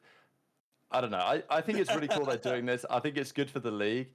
My concern is that they might get cooked a bit, and at some point in the year, they might decide, all right, we're going to blow it up and bring someone else in. I think they are. I think if they keep the Falcons roster, I think they might potentially be on par with the worst team we've seen in the CDL. You mean ever in the last few years? Worse than Vegas Legion and Vanguard. I don't see 2 in 23. I don't think they're going to be worse than. They might get more wins than 2, but I don't think they're gonna get more wins than Boston. Boston will go, what, like 6 or 7 this year? Yeah, something like that. They went on a horrific losing streak. It's also possible we can put someone else in the Falcons tier as well, in the F tier. Like, it's possible, you know, if we deem it necessary. Nah, because they're not like clowns in charge type shit. You know what I'm saying? Like, they're just doing something for like. Yeah. Like, what they're doing is cool as fuck. I just don't think they're gonna compete with any of the teams in the league. Yeah, I think I agree with that assessment. I'm looking forward to seeing how they improve and develop and grow as a team. I just don't think it's going to be enough for them to be anywhere but like 12th at the end of the season is their expected result. The question is, how close can they get to being competitive with the rest, I think. Like, Boston beat OpTic. Do I see Falcons beating OpTic? No. Well, it's Major 4 OpTic, probably. Yeah, cool. I mean, they were fine. Cool logo, though. Cool logo. See you on Sunday I don't for the think logo alone. I don't think they'll be as bad as people think, though. As in, like, competitive-wise, like, against teams. It's not going to be 3-0 every single game. Yeah, I agree. I mean, they showed some competitiveness against FaZe. I will say this. I think a lot of teams that went into there, including FaZe, just went, all right, we're just going to slam these regardless. Yeah, that's true. I think if every team goes in there and fucking, you know, goes, you know, 150%, I don't see them even like coming close. I think they could have trouble getting scrims as well. They won't have trouble getting scrims. They're just gonna, you know, they're gonna pull up and do the thing. Yeah. No, that's just my opinion. That's just my opinion. Like, they're a CDL team. They're gonna get CDL scrims. Like, that's the way it is. But I doubt Rokkr will play them. OpTic will play. No. Listen, they're a CDL team. They're going to play everyone. That's like the They'll rule. play eventually. They'll play eventually. That's the rule in the CDL. You know, if you get scrims versus challenger teams, if a CDL team ain't on, or you know, you play a third set, but they're a CDL team, they're gonna get CDL games. But obviously, if an event's coming up, Major One's coming up, you may not schedule them close to the event. You get what I'm saying? You may not schedule close to the goddamn event because that might be not a good idea. But if you're week one, week two, if you're having a rough time, pick me up. Yeah, a little, yeah. So you know, go to a club. You know, you're not feeling good. You know, a little pick me up. You know what I'm saying? That's what they're. Little 250 to 17 hard points. A couple of those will get you feeling right. Do we need the whole roster on the list? Yes, it's a fucking roster, fucking tier list. And also, buddy. people don't know like what the rosters are, everyone. You know, so like this is why the boys put in a lot of effort to put this tier list together, where we have all the rosters on the tier list so people can see it. So I think it's going to look more aesthetic. So you know, hope you all appreciate the effort. Let's do Cloud9. So okay, where do we put C9?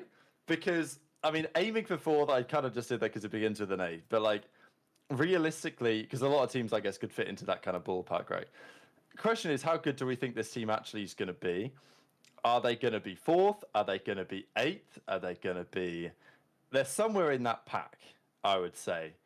I'm not convinced by this team. I'm putting them here. Wait. Tell me why you're not convinced with the team. Okay, well, first of all, we're bringing Mac back in. And Mac is full of unknowns. I have no idea how good Mac's going to be this year. He didn't play last year. The last time he was in the league, he wasn't great. They should have dropped him for Gwyn, but they decided not to. And sure, I'll give Mac the benefit of the doubt. He definitely enabled that team on some level. With Sib was there, he knows about it. Accuracy was there, assuming he's the coach of this team, he knows about it. Pred was there, he knows about it as well. And Mac was a great player, let's say MW19 Cold War, but a lot of the time there, he was on either a flex role or a gun that was somewhat similar. So, you know, Matt coming back in on the SMG alongside Kremp, I just don't know if I really like that sub-duo. I don't know if there's enough slaying there on a consistent basis. I mean, look at the numbers from last season or the year before, speak for themselves. And then is the AR duo going to be consistent enough to bail them out? Like, genuinely, the only faith I have in this team is because Lamar's coaching them. I think he is anyway, and I rate Lamar very highly in terms of getting the best out of a team. But I don't actually like the team, to be honest. I think... Go on, Trey. Sorry. Yeah, go ahead. I think the best drawing to describe this team is that horse drawing, if you know which one I'm on about. I do. Oh, dear me. Yeah, let me bring it up. I love Sib and I love Attach. By far, 2 of the best ARs, like most talented ARs. I think we can agree with that. But I don't understand the other 2 pickups, to be honest with you. Realistically, I don't. That's the one. That's the one right there. And this is no disrespect, of course. It looks like it. I don't mean it disrespectfully. We're just, you know, you want true honesty. We've got Sib, who, you know, had a lot of love going into this offseason. I think he could have been on a lot of different teams. I think everyone knows how good he is. Attach, I think we know he could have been on, like, you know, we always talked about Attach being like a top AR. He was in like the top 5 KDs, if I'm not mistaken. And then we got Kremp, who realistically, in my opinion, was a very, very inconsistent player this year. I don't think he was crazy good. And then the only thing about Mac is he hasn't played. He took a year off. Obviously, that's not his fault. But coming back, I don't know. Like, it's an unknown, like Rab said. I don't know how good he's gonna be. And also, I don't know if you guys have seen the maps that they're coming out with, but they all look small as fuck. They all look tiny. Mm-hmm. So pace on this team could definitely be an issue. Yeah, I don't know. I like the 2 ARs. I don't like the 2 subs. I'm gonna approach this from a completely different stance because I feel like Trey's forgetting the kind of beast Mac was on NY in a movement game, in a sliding game.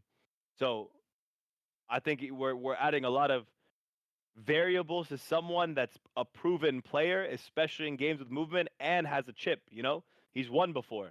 You can't say the same for someone like Nero, like Estriel, and a lot of the guys who are coming up, right? So Kremp has proven himself in the S&D category. I think that's, if I could say one big slack of this team across the board, it's gonna be S&D essentially.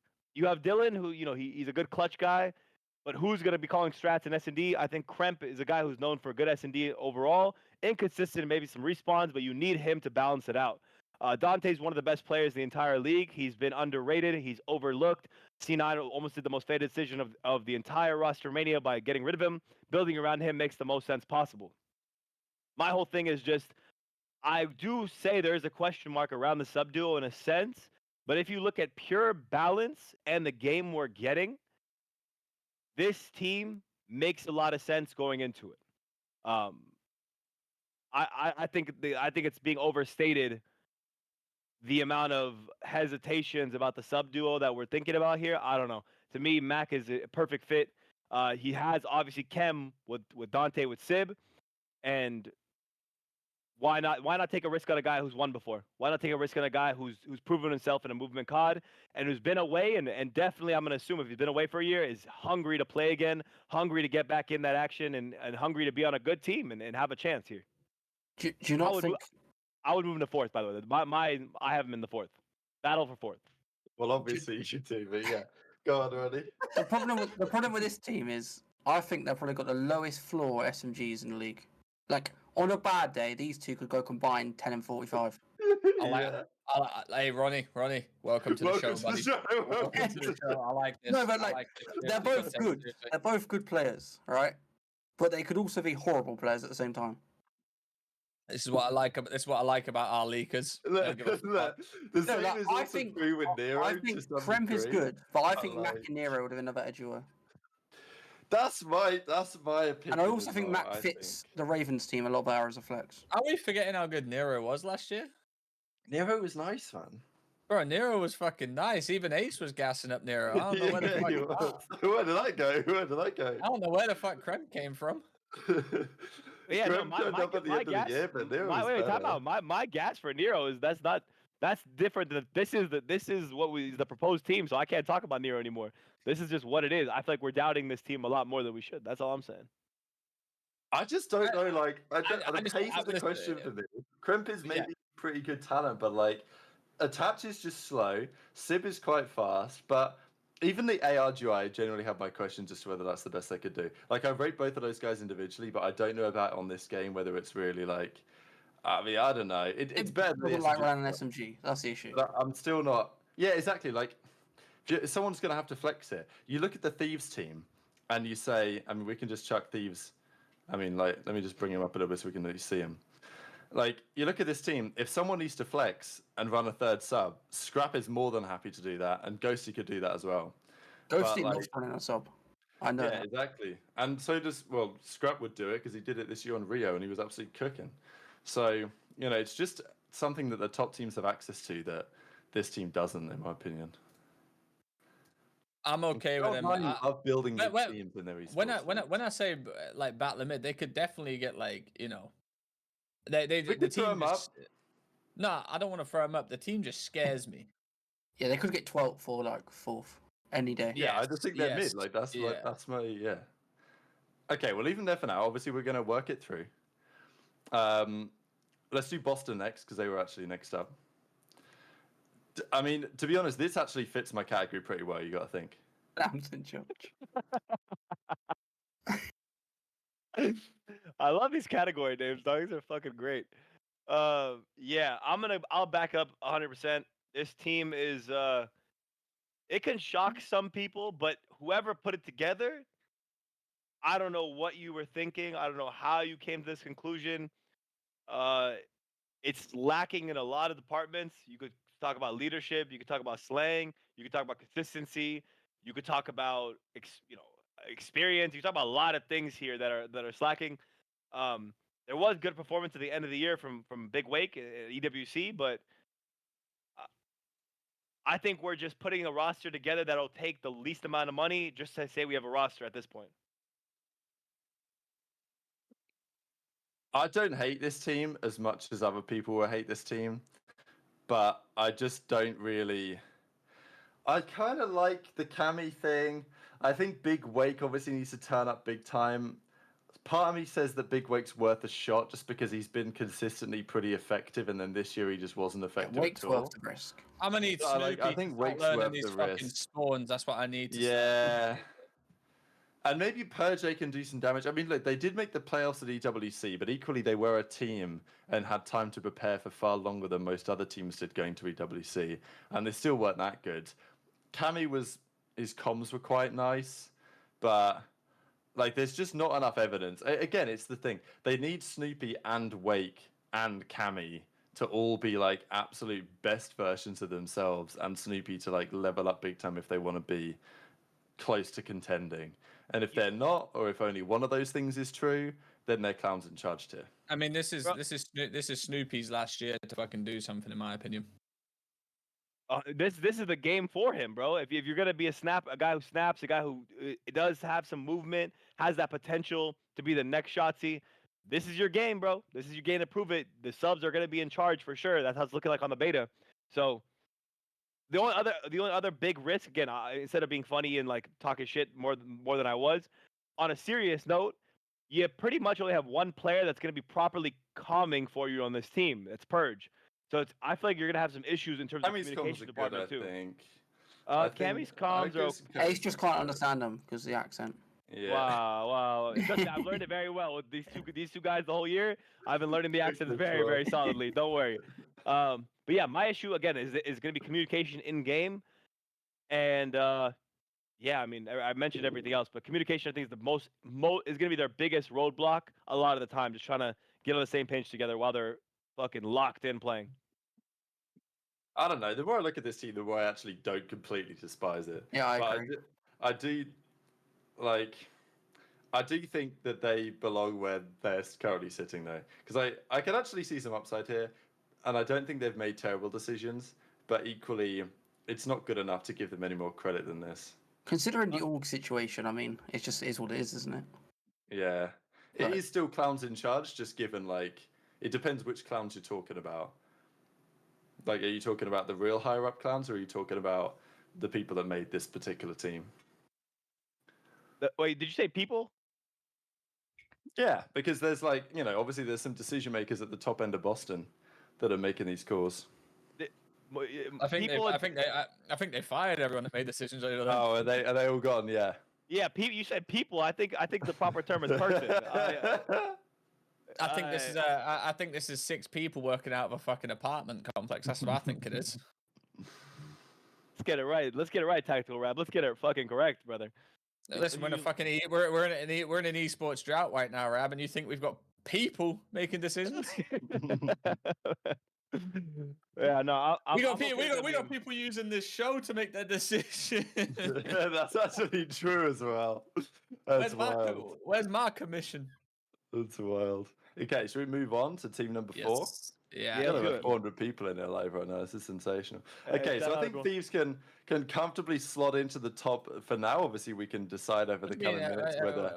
No, there's no couple minutes, bro. They've got Hydra and Scrap. Who else is going to come in instead? Shut the fuck up, bro. Me and Rab could play with them to be top 3. Yeah, I mean on Black Ops 3, top 1. I think. Come on, Jesus Christ! Now, come on now, Rab. Oh, I think we can put these in there. They're in there. Come on now, lock in. Yeah, I mean they are safely in there. The question is just how good they get. People are going to talk about, because for me, Scrap and Ghosty, that's just sensational. Hydra and Envoy, I really like Hydra and Envoy. I think they've made the right call. Some people would say they should have got Kleenex instead. Or some other option. I would have been okay with either Envoy and Kleenex. I think Envoy is a better fit for Hydra because of how fast Hydra plays. That's my opinion as well. I think if you have Hydra and Kleenex on the same team, I think this team is way too fast because Ghosty's not horrendously slow. We know Scrap's pretty fucking fast, so I think this is a perfect mix. I think this team is probably the good point. The pace would be insane with a faster. And Envoy has better comms as well than Kleenex. Yeah, Envoy's known for his intelligence and his comms and he's filling the gap. They need a guy like this team because you have 3 guys who are getting every fucking kill around you. You need one guy to fill the gaps. Almost like this is like the super times 10 version of the fucking Legion team with Purge. Purge filled every gap. did all the comms. The other guys just fried everyone. We're gonna see that with Thieves just on a elite level. Thieves will actually win. Exactly on a really top tier level. All right, let's just go to FaZe and decide whether FaZe go above or behind Thieves, because we've got to put them in some sort of order. I think respectfully they go above, but they can. This is just going to be a battle all year. Make a poll in the chat. Whoever, one of our mods, make a poll in the chat. Thieves are going to run FaZe. Should FaZe be higher than Thieves? Because, do you agree? Okay, this is a question. If you're asking me like, who's more likely to win champs, I'm taking Thieves. If you're asking me who's going to finish ahead in the CDL standings this year, I'm going to say FaZe. In head-to-head matchups, I agree with Ronnie. I'm going to take Thieves because Scrap ran their shit last year on Toronto, and now he has a better team. And Hydra did it with his team. I think this is the year that FaZe just fucking dominate. I think everyone said that every year though. I think we're gonna see a different Cell, especially after EWC and how confident he was that event and how fast he was moving. I think you're gonna see a different one. It's ironic that he did that at that event because he was gonna get dropped if he didn't. So. I just wonder if I'm gonna be real, bro. FaZe have played together all year, won an event, won 2 events, got second. They just finished top of the table. The fact that anyone would put Thieves above them right now is hilarious. Yeah. Yes, cooking, cook. I think you're probably right. A team that's been brand new formed. You don't. It's like you can't put new teams above. It's like OpTic just won champs, so you're gonna say that Thieves are gonna be above them? No, you're fucking delusional. Yeah. I mean, I could argue the biggest battle right now would be between FaZe and OpTic. I think you could argue it. To be fair, maybe I will. That bro, everyone. When I mentioned that the other week, people were on my head. 53% of the chat had FaZe higher, so wow, it was super competitive. Yeah, but like 47 higher, 53. I understand people are looking at it like, wow, this LA Thieves team's amazing, but you talk about 2 teams that have just stayed together for a whole year and both won events compared to a team that's just newly formed. It's incomparable right now. You have to have the teams that are one above them. Well, even if you think teams are better, even if you think equally like those teams have weaknesses, right? But the teams we don't, they will, but also you don't know the weaknesses, so it goes both ways. Like I don't think they're good at that horrific stint. Yeah, they may not be good at search. It's a fair observation. I think what we can say is that all these teams can beat each other. Absolutely. I don't think there's anyone wrong here. I just feel like obviously LA Thieves are in this discussion to win events and stuff like that. I just can't put them above teams that have stuck together and won events so far. Yeah, which I think is probably the logical take. We know for a fact LA Thieves can win an event this year. We're not saying that, but to put them above a team that's just won champs and just won EWC would be disrespectful. Yeah, disrespectful, nonsense, and I said it last week again. You go watch the clip; it went kind of viral in COD community. I'm just saying, but the super team idea here, bro, that super team is not better than the FaZe one or the OpTic one. That's just regardless of sticking together. Those names on paper, if you told me make a team out of those 12, make the best team you could, it wouldn't be the LA Thieves team. It would look more like the FaZe team or the OpTic team in reality. All right, let's see Heretics. Go on. My point is, do you think Ghosty's better than Draza? Are you putting Ghosty in your team over Draza? In Respawn, yeah. Well, this is interesting, actually, if you compare you're putting Ghosty over Draza in Respawn? Yeah. That's a very interesting take, my guy. I think it depends on the team. I think we can argue it. Wait, no. Ask him why. Why would you do that? What did Ghosty bring in Respawn? Good, yeah, but he's inconsistent in Respawn. What? Yeah, if you don't think... He was the first half of the year, he was better than the second half. He was inconsistent in the second half of the year. And then, wait, time out. One question for you. When did FaZe get better overall? Well, they won Major 2, so. And then EWC, but that was because Cell started moving on the map. Right. So. That wasn't Draws. I don't know. You saying Draws was different from the first half, second half of the year is interesting. He's probably. Trey was arguing all year. He's their most consistent player all year. No, I'm not saying he's bad. Besides Sim. But do you think? Obviously. I reckon FaZe would have been better with Ghosty. Oh, there we go. Would FaZe be better? Would FaZe be better with Ghosty? Oh man, no, I don't think so. No. No, it's not. It's not what they need necessarily. I feel like they needed someone like Draws I to come actually in. like Draws a lot. I think. No, I rate him I more than think most he's good. people. He's really good. I'm not saying he's not. I just think Ghosty's like insane.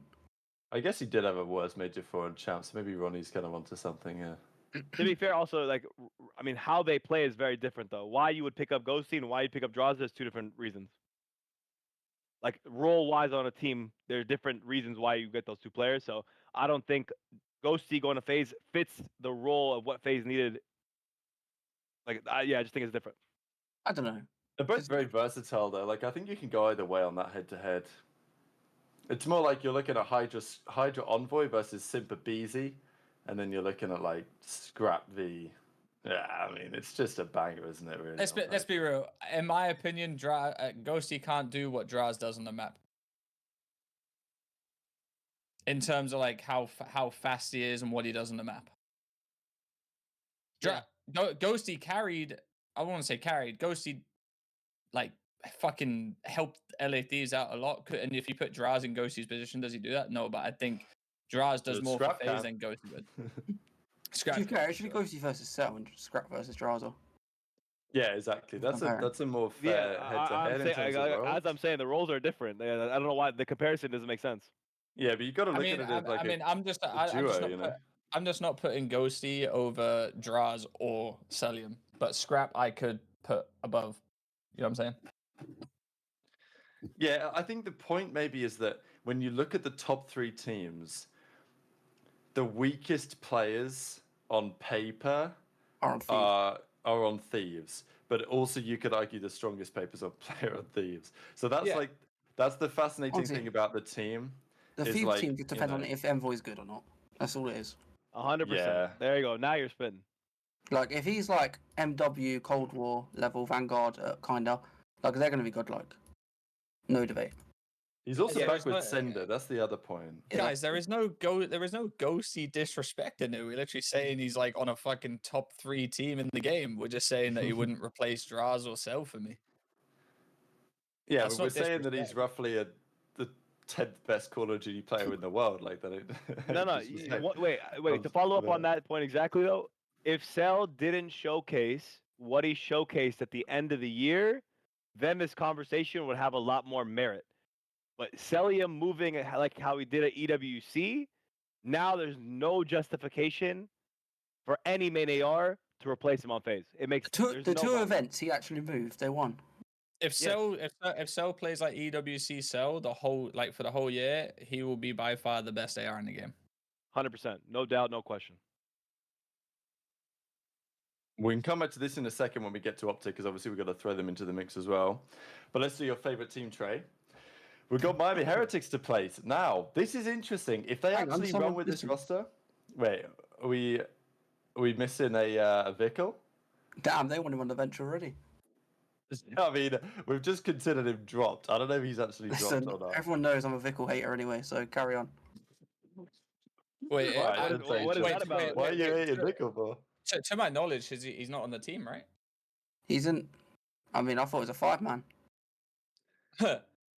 Maybe that's their plan. I don't know. You mean like subbing him in for maps? Well, like last year they did the same thing. They never announced a proper 4. They just kept switching him in for scrims. Yeah, that true. Actually, they did the same with Journey and that. Okay. So Vickle is still here on paper, whatever. Like, they might run with this 4, they might not. I guess it's a fair point, just because Renkor's coming in as an AR. Lucky's an AR. Well, I guess Renkor's going to flex or something. Lucky's an AR. Metals is... Sometimes he runs an AR. Another Spanish player. You can run us up. I'm actually, I'm not going to lie, after making this change, I think I'm going full Miami hater mode. I actually am tempted to put them lower than Boston. Really? Yeah, what do you think, Trey? Listen, whatever you go with, I'm on board. Wait, you have Miami under Boston? I'm tempted, You're smoking. Right? Nah, I'm actually. You're smoking dick right now. On LAN, bro. Boston will actually beat these on LAN. On God, lock it in right now. Nah, it's true. Boston will beat these on LAN. Didn't Miami do it right? Fine. Major 4 and champs. online. What the fuck is it? Not a champs. No, would they get a chance? What, Heretics? They Yeah. they beat Surge, didn't they? They got top 6 at champ. Yeah, I thought so. They beat Well, Surge, but Surge bottled it so bad. Oh, they trolled for sure, but they got top 6 on LAN. Oh, fucking hell, top 6 at an 8-team LAN. Fuck me. But would Boston do that? And then they Hey, went to guy, the World Cup and were the worst team. Oh, at they were the horrible. World Cup. Hey, Rab, I just got top 128 at 256 team LAN. I'm fucking That's mint. top 50%. That's not bad. Get them. Yeah, bro. I hate it when people say this. They got top 6 at champs. How many teams were there? It's fucking bottom. You might top 6 at champs is last. True. Okay, They'll realistic, bro. rewrite And then history. EWC, they got boxed. No, they were up. horrible. They were. Yeah, they were ass. horrible. Yeah. No, hey, yo, I'm actually, they're above. I'm not. They have to be. I'm actually gonna put them in battle of the mid below C9. That's what they got to be because realistically, the team in this kind of game with pace, movement, Yeah, no brain This- cells. headbang COD might work. Headbang think- COD might work for the first couple majors, and they might catch some teams slipping. So they may look good the first half of the year and then look bad the second half, as per headbang I can see head bash that. COD. That's how it works. So, battle of mid, lower tier of battle of the mid. Okay, I mean, the more I think about it, like they would like these And guys are Renfrew could be unreal talented. for all we know. No, Raincoat could be nice. I do actually rate that pickup. I just think I'm annoyed that like Lucky's still there, and I don't have any problem with Lucky, but I just don't really get it because they could have just. I mean, they might just drop him anyway and put Vickle in again or whatever, but they could have got Super in or something. They could have tried something. Listen, I'm putting them in Lucky's like- clowns. I'm putting them in clowns. Seriously. He's putting them clowns. clowns you going are above good for Boston? Yeah, that's what I think. Yeah, I think I've got to. I I think think I've got to agree. I think they would do better online, but I think this team gets beat on LAN by Boston, so you can decide. Yeah. Well, that's okay. So Trey Greaser might take that these guys are going to be. Chat forced has them online higher than again. Boston. Yeah, I think I'll give it like this. I also think Real isn't going to be as good because he knows he could have went to a better team and got He fucked actually is over. fuming. He Oh, he's literally probably said checked, that on yeah. stream. Yeah, he actually Real literally said on stream. Watch like, them not "Oh, mention I him. hope next year I can get a better offer again. So it's like Real literally said live on stream that he's hoping next year someone else buys it. He's out. kill So, whoring like, his arse off this season. yeah, he just wants to do it now. He's gonna do a dashy on fucking OGLA. So yeah, I think it is a bit fraudulent. Yeah, this team. you know me. I'm a Spanish hater too. Lock it in. All right, they're top of clowns tier. Congratulations. All right, let's leave OpTic to the end because obviously viewership and that. So, all right, gentle mates. This is my question because I think the flank boys had C9 above gentle mates. I think I have it. I think I have it the other way around. Yeah, I agree. I'm putting like as much as I clown on Pismet, I actually. Nah.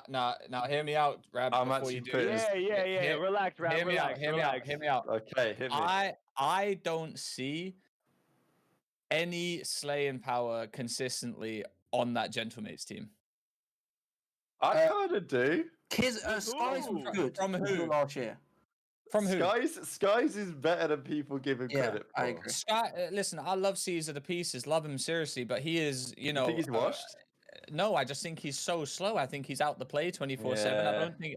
I don't think he's takeover You potential. actually might be right. Lins, Lins, I think he's a fucking slow ass sub. Priester, not a very good year. I think he's slow too. And Kismet just had a very bad year himself. If we're talking seriously, I genuinely believe this team is not above Cloud9. Yeah, bro. It's in it. Wait, time out, bro. The fact that you're rating them above on just to rate them above is crazy. What good balance does this team have? Priesta clearly has trouble using the sub, and he looks like he has to be their flex unless Lins is gonna take it out, and we haven't even seen him on an AR, so that'd be very confusing. This might be one of the lowest teams in the league. Yeah, the pace of this, you're gonna have Kismet trying to push everything, but I mean, realistically, what is that gonna do? Kiz without his duo, is Kiz really that good of a player? It was good advantage. I didn't even have to say it. No, but I'm saying there's a lot of unproven things here. It's Priest on flex role. Can he do it properly on both roles like that? Because this game it wasn't looking good. Maybe it was just chalk because he's on a bad team and he gave up. Maybe just because what else are you supposed to do?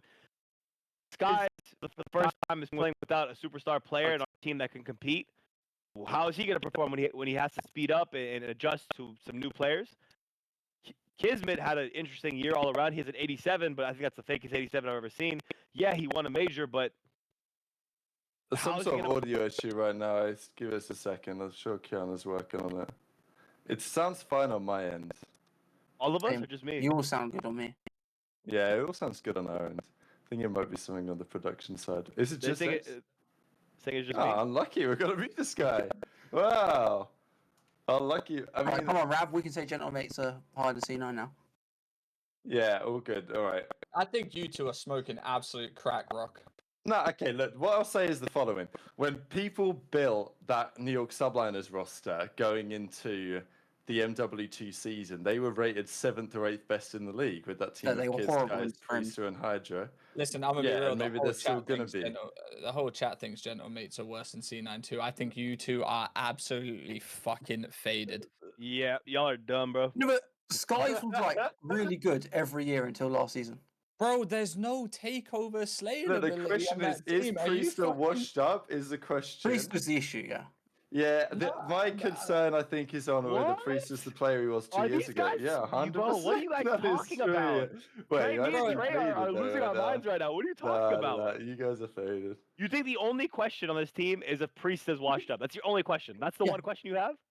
Rab, you've been calling Kismet Pissmet all year because he's been dropping 0.5. Yeah, but he's still better than Krem Hamak.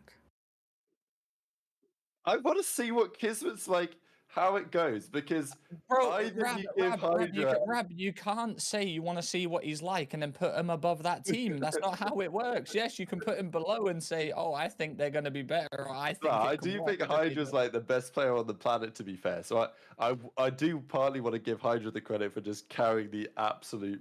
Listen, I'm scared for C9 too. For real, I am. But we've got Sib and Attach, who are at least gonna fucking carry him to something. I just don't see anyone on Gentlemates carrying this team in a game. Bro, you're not gonna see anyone on Gentlemates get Major One an Lin. inch. Huh? That's your Major One Lins was different gravy. Major One when no one knows how to play the game. Ronnie, what are you doing? Come on, bro. Yeah, but I don't know if Lins can be Hydra. No, he won't be that good, obviously. But I reckon he's better than Mac and Krem. But they kind of need that. Mum, we've got Hydra at home. Get them under the now. You fucking.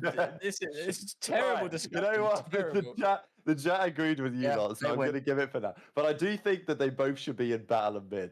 So like, I'm happy with that. But you are faded for thinking that like, bro, a Sib and Attach alone will carry Mac and Kremp if they're just doing the fucking absolute stink show. Yeah, I see the vision, right? They're not clowns in charge. I see the vision. We're gonna create NYSL with another French sub with potential, put him there and see what happens. They're not clowns, but to say they're better than two guys who've been frying all year, when we clearly can see the flaws amongst this team's creation and the questionable year that a lot of them had, I think it's crazy to put them above C9 right now. It's unbelievable.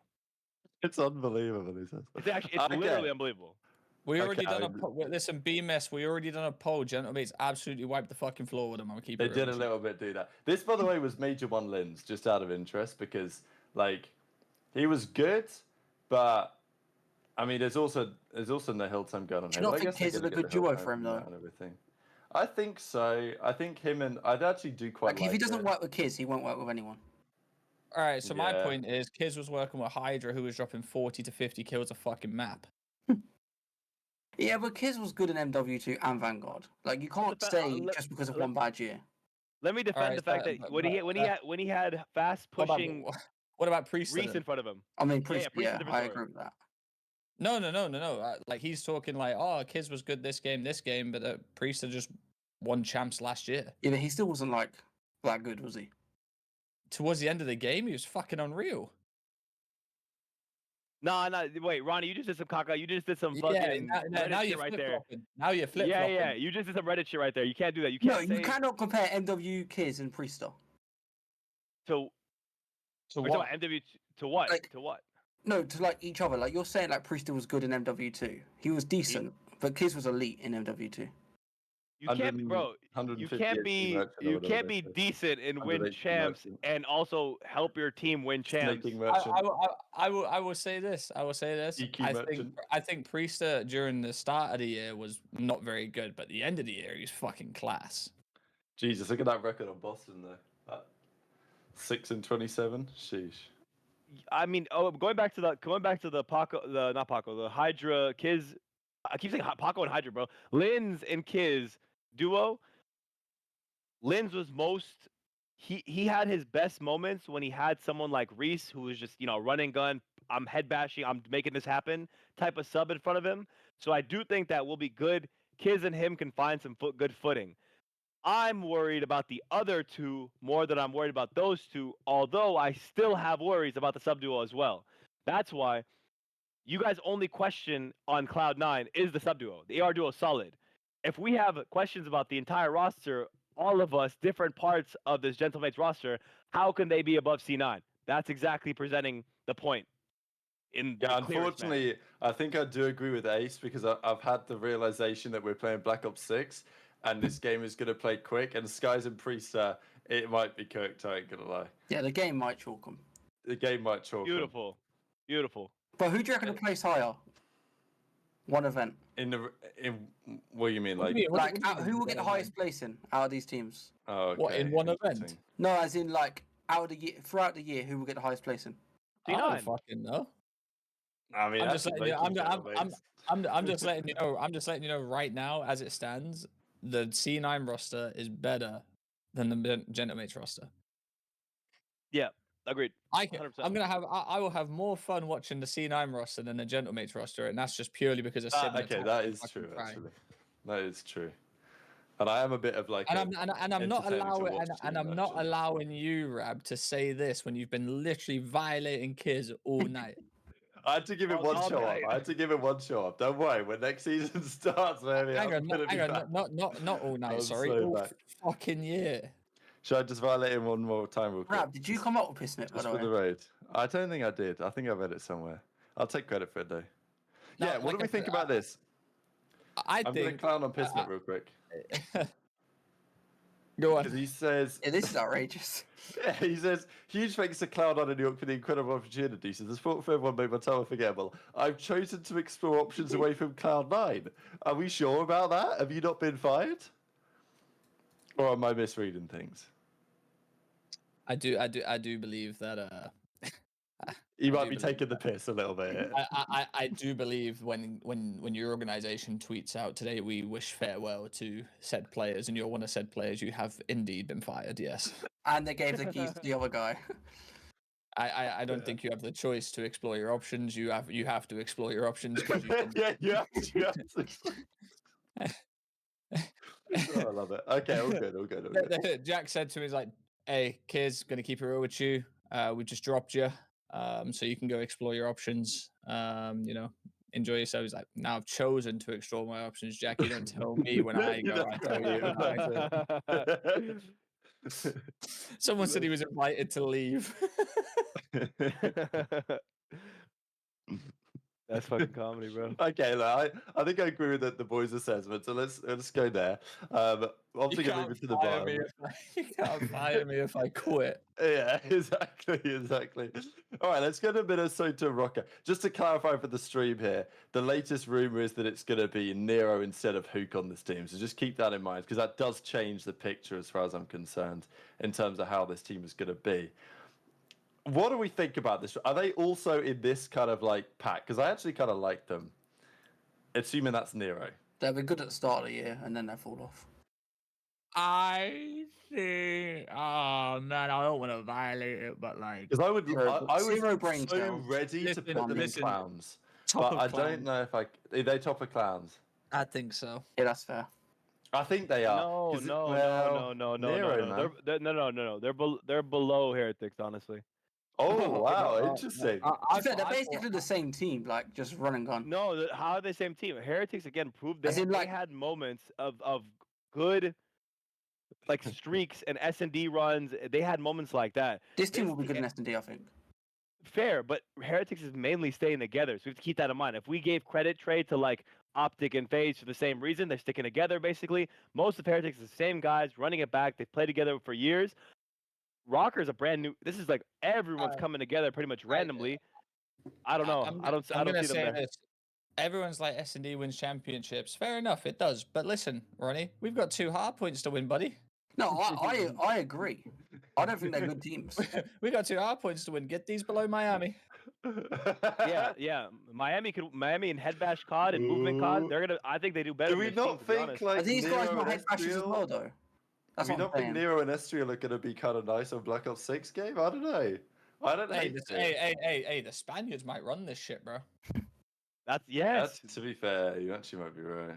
The Spaniards, Alright, lock it in. The Spaniards have seen.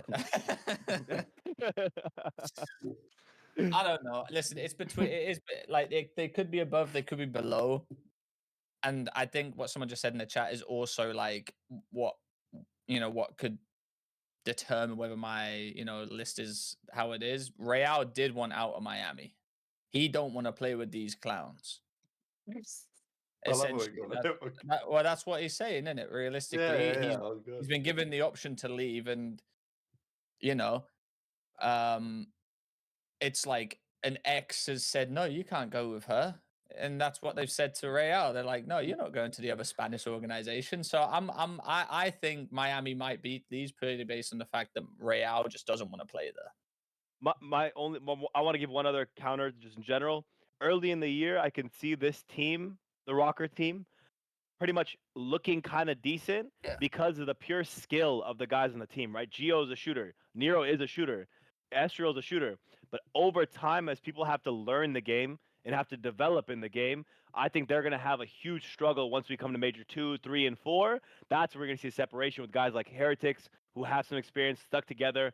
And even, this will be a little radical, but even Boston has the potential to get above them because Rokkr on paper essentially is the closest thing to a challenger's team in a sense, as currently constructed. So it's a little tough.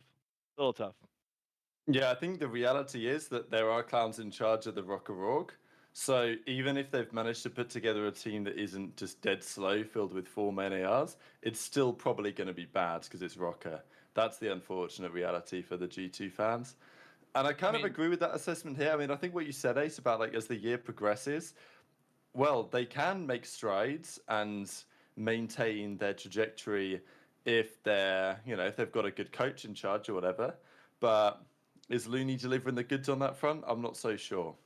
No, I'm gonna stop you there because just Looney, disrespect to Looney is just I think not worth it. He's a great coach. He's a good guy. He's a smart, intelligent COD player. Anyone that's played with him will acknowledge that as well. He was definitely a shot caller on most of his teams throughout the years. So I think this is just this is really the chance for Looney to really show out his coaching skills, and if you can develop this group of guys, this is the duo that too fair because I also rated Looney a lot in his. You've got to understand as well. You can only deal with what you've been dealt at the end of the day, and obviously, Rokkr at the start of the CDL, they were throwing money around like they just won the lottery.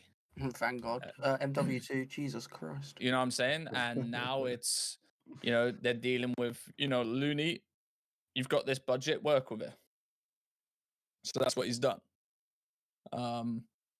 And obviously how a good friendly are all these boys?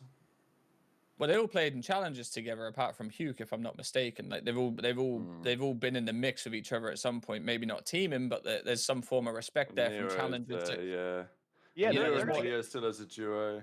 Yeah. They're gonna get along for sure. Like without a doubt, this team, if it is Gio, Estriel, Nero, and Pollux, they're gonna get along great. I don't think there's any issue there. They're gonna be boys for sure. It's just, I think throughout the year, if they don't lock in and really listen to their coach and like really implement that in the game, COD's not a game where we have the luxury where a coach is going to be in the game with you between rounds, talking to you. We don't have that luxury. So if they don't adapt in the game and no one steps up to be IGL, throughout the majors, you're gonna see them fall off and look worse and worse throughout the year.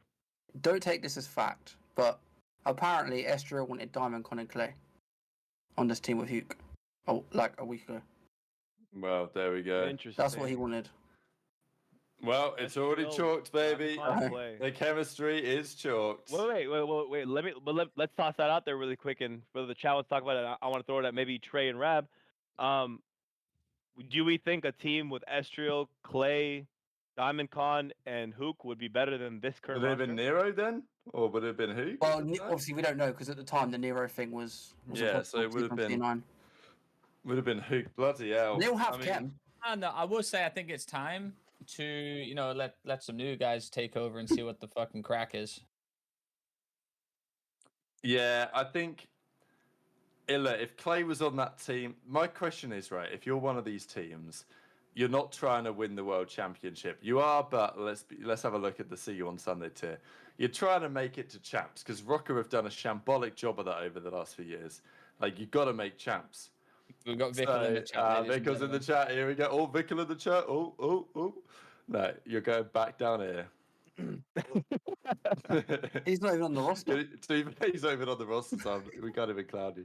But all right, let's go back to the point. Wait. Rokkr, they got to try and make champs. Is that team, even if Clay was there, like Clay, Diamond, Con, Estriel, Nero, or something, is that team making champs? Yeah. Wait. No, but I'm gonna say, I just said which one would be better, but 100%. I mean, I'm of the party of the group that's gonna say that if it was Clay, Diamond, Con, Estriel, and Nero, I think on paper that's a better team than what they have now. Probably more consistent. You have a leader. Yeah. You have guys who did really Depends well how last good year. Diamond Con is. Online COD though, nah. Yeah, they might do alright at LAN, but they're gonna get fried online. And online's more important than LAN. We know this. For the rubbish teams, yeah. Well, the only thing I'll say maybe that's a little bit of a counter is that don't a lot of these boys, does not a lot of that team live in Texas or live over there? If Rokkr is based out of Texas, and they have been for several years, and they could get them all to Texas where Clay is, that could have been a good. I think that could have been a good roster, honestly. And Vickle, where are you on the team? Where are you? Yeah. Are you on the team or not? Are you on the What's your team or not? situation, baby? Yeah, let's Obviously, drop a little bit of intel on the chat. Wait, that weren't me roasting. Like, where are you? That's like, where are you? We're interested. We don't know whether you're on the team or not. I don't know. What's the intel? Oh, You guys dropped he's me? not actually Whoa. dropped. We just got dropped on the graphic. My bad. I didn't make the graphic. Yeah. But yeah, no, you should be here. Vickle should be here.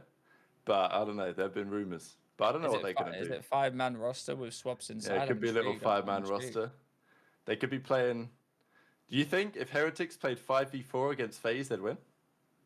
Hey, we got Super in the chat too. That was disrespectful, my bad. Nobody answered as well. Yeah, no one to know. I didn't hear what you said, bro. I'll be honest. Right there, I didn't hear what you said. I looked at the chat. I saw Super in there. No, you're good. All right, let's stay there. We ain't going up through this thing. You said, do you reckon if Heretics had all 5 players against FaZe, would they still win? Oh, Jesus. Okay, that's what you said. Okay. That's what I said. It's because Vickle came and clowned me straight away, so he's going to get clowned back. This is life, unfortunately. Yo, Rab, okay with the dick. Yeah, but Rab, we're haters, bro. You are nominated for Esports Creator of the Year. That's true. Where's Vickle's Player of the Year nomination? Oh, I don't see it. Jesus Christ, bro. My bad. Nah, Rab's insane. Rab gets nominated one time, and now he's all diffy, bro. That's actually what the fuck? That's my bad for that. Holy shit. All right, okay, we have 4 more teams. Serge, where do they go? They're bringing in Hixie. I actually like this team. Yeah, I think it's a good team. Earlier, Ronnie was saying this team is, I think you said it was ass, but I don't hate this team at all. It's good if 04 steps off his lane. Otherwise, they're in trouble. If he steps off his what? His lane. Like, if he doesn't get enough kills, this team's in trouble. All right, my issue is with this team is Hixie's a sub,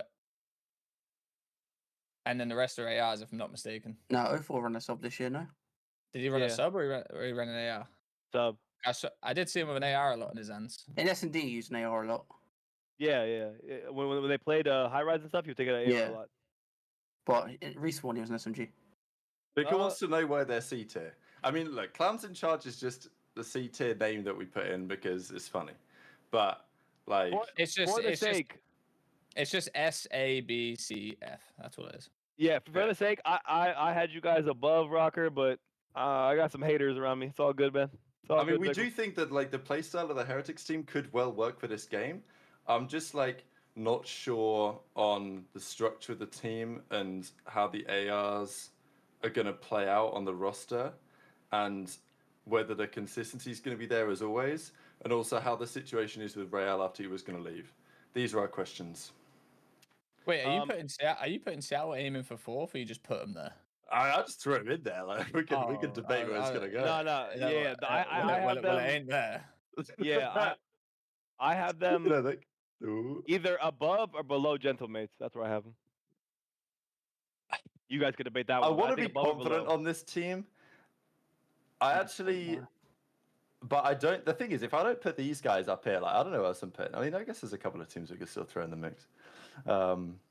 But yeah, this Surge team, Nasty comes in. I rate Nasty a lot, but also I think Nasty was underrated for most of this year, and then in the final month, he may almost have become slightly overrated. I don't know. EWC, he was insane, no? No, he was insane. Good. But like my point is, that was probably an overperformance from what you'd expect out of Nasty. So like, I'm not expecting EWC Nasty every time that he plays. So like, I might, but I think the Nasty Abuser AR duo is nice. Like, it's actually one of the best in the league. And I do think Rambo knows what he's doing in some part. But yeah, O4 needs to slay big time. And O4 had a big problem last year where he would just, some maps he would just get. Yeah, that's my point. Him and Hixie, I just struggle with the Gentlemates roster to see where the slaying's coming from. That's my Gentlemates, Surge? Yeah. That's my problem with this.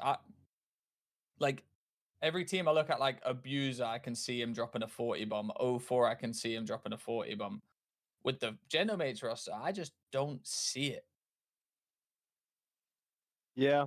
I don't know if I'm being faded with that one. No, I see like Lynn's having some maps because Kiz is gonna be in front of him and he's gonna have some good KDs and stuff, and Skies may have some pop offs, possibly. But I'm still a fan of the Surge team because 04 to me is if he had a full year, 04 is my rookie of the year for last year. Abuza or him would have to be one of the two if you're gonna argue it. If 04 had a full year, Abuza and 04 would be my top two for sure, 100%. Nasty had a great year. I think he finally got his chance. He stepped up. LAT performed well. He was a big reason why they performed well. And Hixie has a lot to prove, and he's going to be a good gap filler for this team. These three guys can all get kills and will perform in different game modes. Hixie's a reliable guy who's made it to the, he made Toronto definitely better when he came in there. So I think they have a lot of potential that, like, they have a really big ceiling if they could hit it. If they could reach it, they might be in that fourth slot. I might put Gentlemates above them, though. Oh, no. I don't know about that. But what's your reasoning? Why? I think you just basically said why you wouldn't, but now you're saying you would. But I think as a 4, they will work better, I think. I like it here. Ronnie, what you think? I'd have Gentlemates above them because I'd have them above C9, so I'd have Gentlemates above both, so definitely above Surge. Rab, final say? Nah, I'm sticking with this because I think that Surge team last year at the end of the season, they were actually like a legit team, and people said they should have placed better than they did. They were good at the World Cup. Yeah, they were godlike in scrims, and they decided to make a change. Brezzy's gone, Nasty's in. To me, that's an upgrade. Huke's gone, Hixie's in. I think you can go either way. Like people think about Hixie as if he's a walking 0.8. Like he's not a walking 0.8. He's good on LAN. Oh, yeah, he's also good on LAN. Like I think Hixie will be a 0.9 player, and that's acceptable if you get what you got from Abuza. I mean, let's not forget the start of this ROSTERMANIA period. People were talking about Abuza as like the #1 target. People were saying Thieves should go out and get Abuza. Like Toronto should go out and get Abuza if they want to like replace whatever players they're working with. But no, he stayed on Surge. So I actually like the upside on this team. I think the Hixie and 04, yeah, they're going to have their stinker maps, but I think their Search and Destroy is going to be pretty damn good. So I like this roster. I would actually maybe have them top of this tier or in that ballpark. I think they could be better than Cloud9, this team. I actually think I have them better than Cloud9. Damn, you're high. Yeah, I don't know about all that. High on that roster, I mean, not actually high. I have again. I'm hot. The roster, like I said, the potential for me in my mind is that they could be the fourth place team. That's the type of potential this roster has. It all depends on seeing it. 04. I think it depends on. I think it depends on Hicksy, to be honest. I think 04 is he's shown himself all year to be reliable. Whether he gets he has a stinker map, he's gonna help you in S&D. We haven't really seen a. There's a reason why he's a 90 there. You know what I'm saying? Like I also don't like the excuse. I also don't like the excuse of like he has to play well like he did last year. That's the reason we're ranking him right now. True. Like I don't like this. Yeah, but if he falls off, this team ain't gonna do that well. That's the hypothetical. Like, yeah, we could say the same for all FaZe. What about all of them break their fucking thumbs? We're rating them on how good they are. Right the fuck now, not the hypotheticals. And right now, I think you could put Gentlemates or Surge either way for me. I'm okay with it. I think Gentlemates might work better as a 4, but Surge I think got more slaying power. So we think this is about fair? Yeah, I'm good with that. That's exactly where I have him. For my list, that's where I have him. Okay, I'll give that a go. Let's move on to Raven. This is where I think it actually gets very interesting because we don't have anyone in the Aven for 4th tier right now. So maybe no one's in this tier, but that's what the flank did. So I'm not with that bullshit. We've got to choose one team we think is going to be 4th best anyway. So it might be one of these two. So the Ravens team, currently, according to latest rumors, so just to clarify, with this Rokkr team, we're thinking it's now Nero instead of Huke. And with the, basically that's basically how it is. So Ravens, we don't know what's happening here, but we're pretty sure it's Gwyn, Tej, and Slasher as a trio. Gwyn and Tej coming back as a duo. They were good last year on Ravens. I mean, at the end of the year, they were a solid team, but they had Clay and Fellow as the ARs, and we were counting on those guys all year long, respectfully. This year, we got Slasher, who I rate very highly. I actually think, no bullshit, I think Slasher is probably the most underrated player in COD. For some reason, the fans seem to think he's dog shit, and I actually don't get it.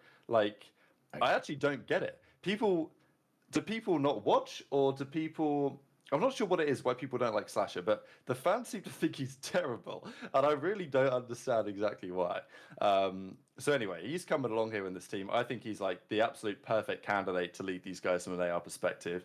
And then they need a 4th, and we don't know the 4th. Your theory, Ronnie, was it might be Vivid. I don't know. Trey said he knows the 4th, so... Trey knows the 4th? Is it Benjamin Bance? I never said I know the 4th. Yeah, at the start. No, he didn't. No. Yeah. No. He did not. He asked. Chat. Unless I'm dumb. You said there's you said there's 3 players in that could be there, and you listed the 3 players, and 2 of them got picked up. So there's only 1 left, which I said Vivid, because that was the last guy out of the bunch. Yeah. He asked you, bro. You're a faded 100%. He asked you. We asked you in the beginning. Well, I don't know if it is Vivid, but it was out of them 3, so I presume it will be. I will say, if it is Vivid, it makes sense. How about that? Yeah. It makes we were sense talking about Gwyn could run a flex, or I actually really liked this team with Mac in there. I was going to say that a lot. I'd have them 5th with Mac. Yeah, somewhere in that ballpark. But even without Mac and with another, it's just I look through. Let's say Gwyn is going to still run a sub, which he may well be, and maybe Tej doesn't have as good of a year this year, but I think he can. And obviously, search and destroy is important, especially when you're a team looking to get upset wins. S&D is important. Tej is always going to deliver there. You look down the rest of this list. You're looking at the SMGs: Kremp, Mac, Hicksy, 04, Linz, Kismet, Estriel, Huke, Snoopy. None of these SMGs are making your eyes light up. The only one that is Gwyn. So, and that's a highly important role on all of these teams. You've got to put some respect on that, I would say. And I actually like it. It pains me to say it, but the Ravens might have built a good roster here. I think they're aiming for 4th, though. Yeah, I don't maybe know. That's a push. I don't know about the aiming for 4th. My argument is, I could see a world where there's some headbutting. We've seen Slasher and Tej before. Maybe Slasher's a demanding guy when it comes to being a leader of a team. Tej, maybe that there's gonna be some headbutting there. You got young guys too that maybe haven't I don't know, Clay's leadership, Flash's leadership. It's a different kind. Who knows? I think this team has a big ceiling, but there's a lot of potential problems I can see. Not in the game necessarily, but out of game. With everything getting aligned and getting correct between them.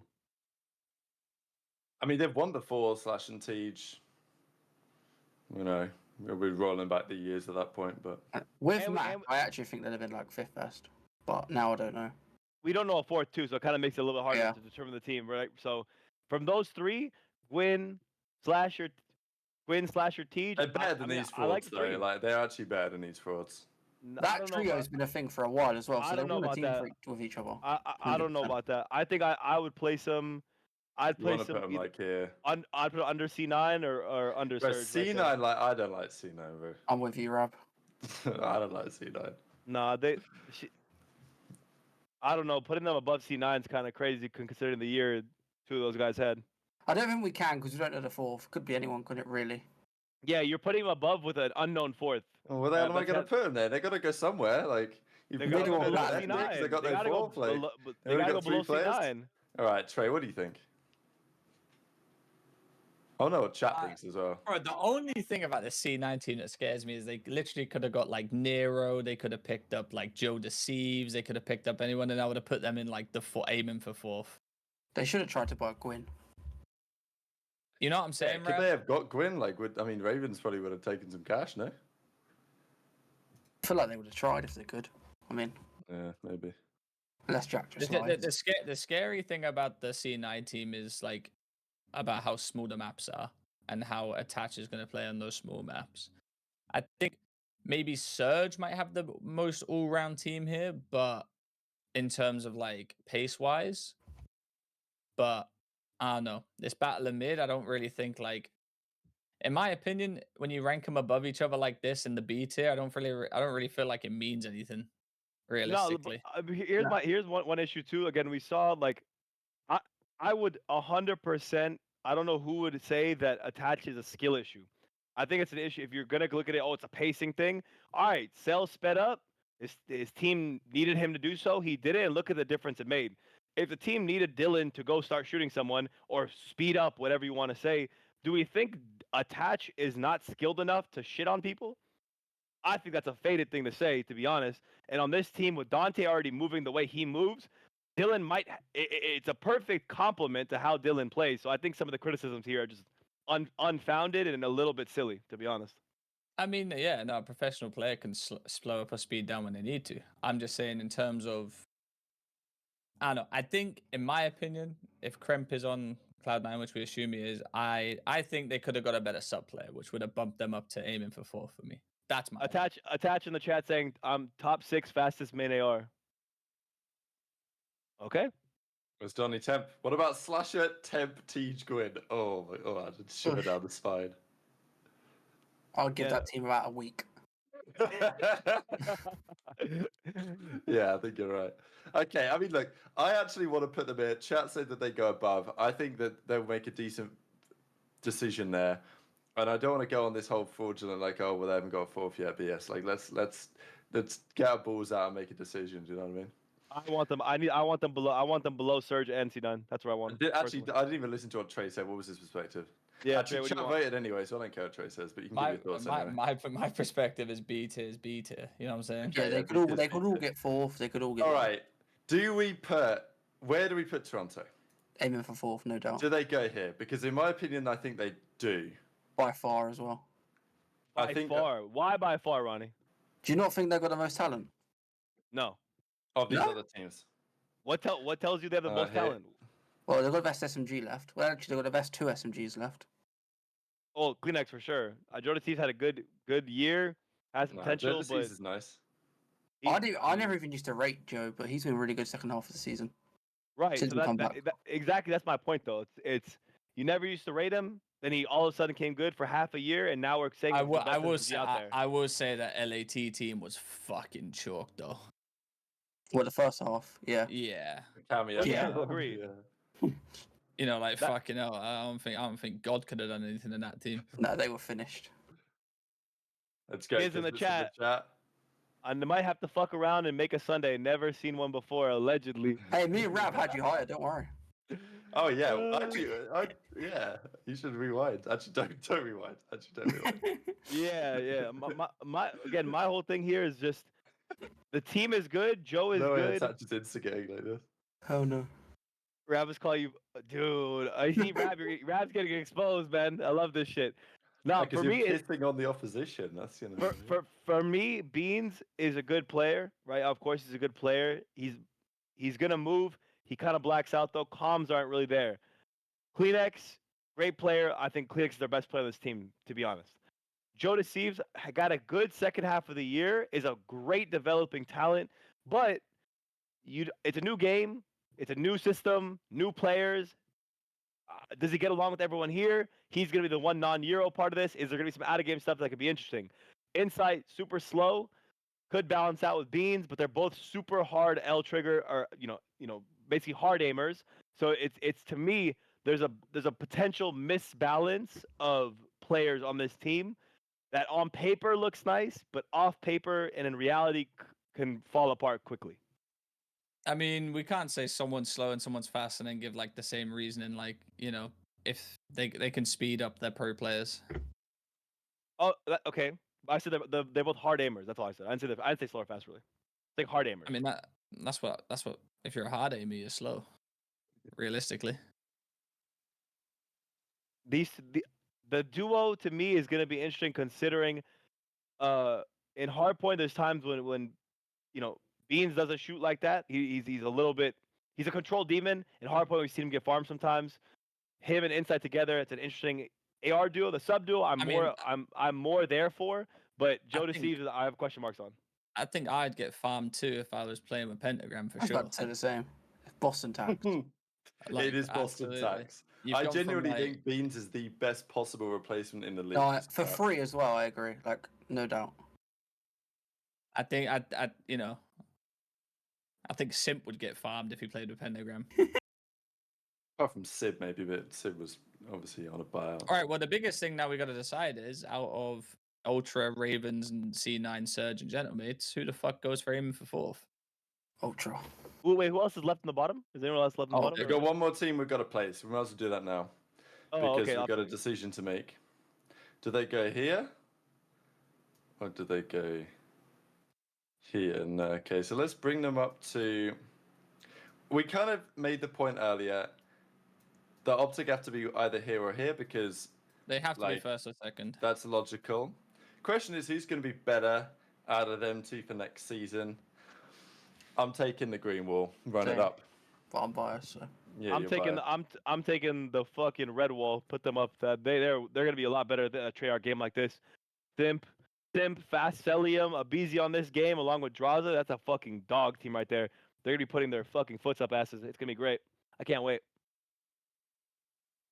Black Ops 6 FaZe, ranking them number 1, 100%. That's actually true, as GG Breaking Point says in the chat. No Coach Lamar anymore. They can't afford him, according to rumors. I'm taking FaZe on a Treyarch game, 100%. Yep. My feeling is with OpTic, it goes one of two ways. If OpTic try. Yeah, that's what I think. This is actually what I was about to say. No, this is true. Like, OpTic, the question is how they respond to winning champs, because do people go back-to-back champs winners? No. Like, the only time we've ever Kenny's done back-to-back finals, though. That's true. But Kenny was also the only player to ever manage to win an event after winning champs. Because but what do you mean? What do you mean if OpTic try? Like, what kind of fucking, let's look at it from a Dashy POV, right? Dashy wins champs. It does one of two things. Either he's like, okay, career's accomplished now, I'm chilling, or he's like, okay, I'm monkey off the back or whatever, right?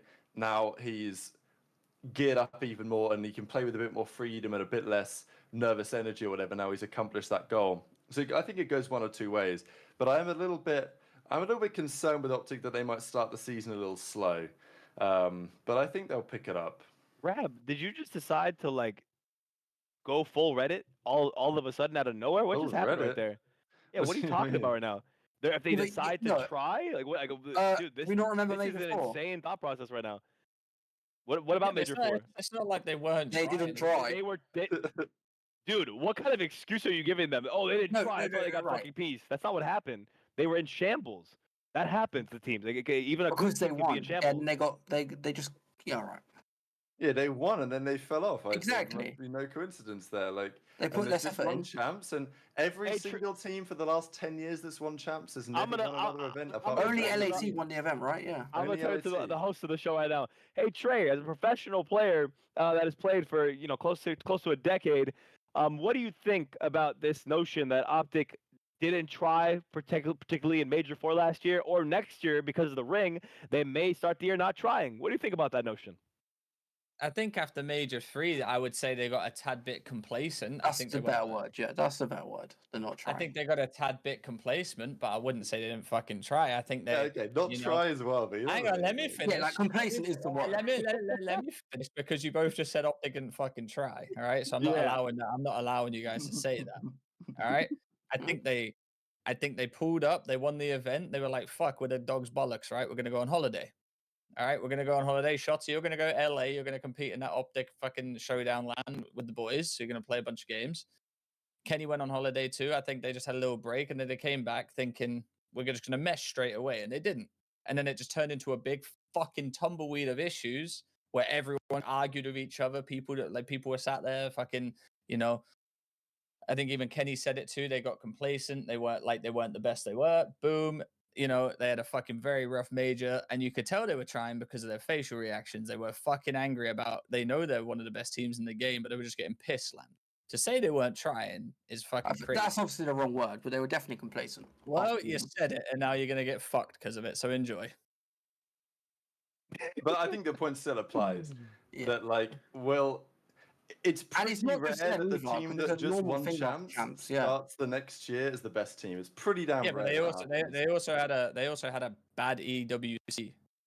They got a third, no? Well, they were top 4 technically because they lost to FaZe, but they didn't lose to anyone else. But again, I guess that is the question. That FaZe had their number last year. OpTic had FaZe's number the year before. What's it? Is it going to flip flop again? Or are FaZe going to be top? I mean, again, at the end of the day, we're predicting who's most likely to win champs here, or predicting who's most likely to finish ahead of the league. Effectively, I think what we're trying to do here is predict next year's CDL standings on some level. Like I said, with the top 3. But in that case, FaZe win. Yes, exactly. That's what exactly. We set the parameters in the beginning of what this would be. FaZe are going to be the best team with the most major wins in a Treyarch game, regular season record. They're going to be the best team, 100%. FaZe should be number 1. And then I agree with that. The aiming for 4th and battle mid, we'll discuss in a second. But the top 3, in my opinion, should look like that for sure. I'm actually okay with this list. Okay, I'm going to zoom out real quick. So check and see the whole list. It looks I'm actually okay with this list. No, I like it.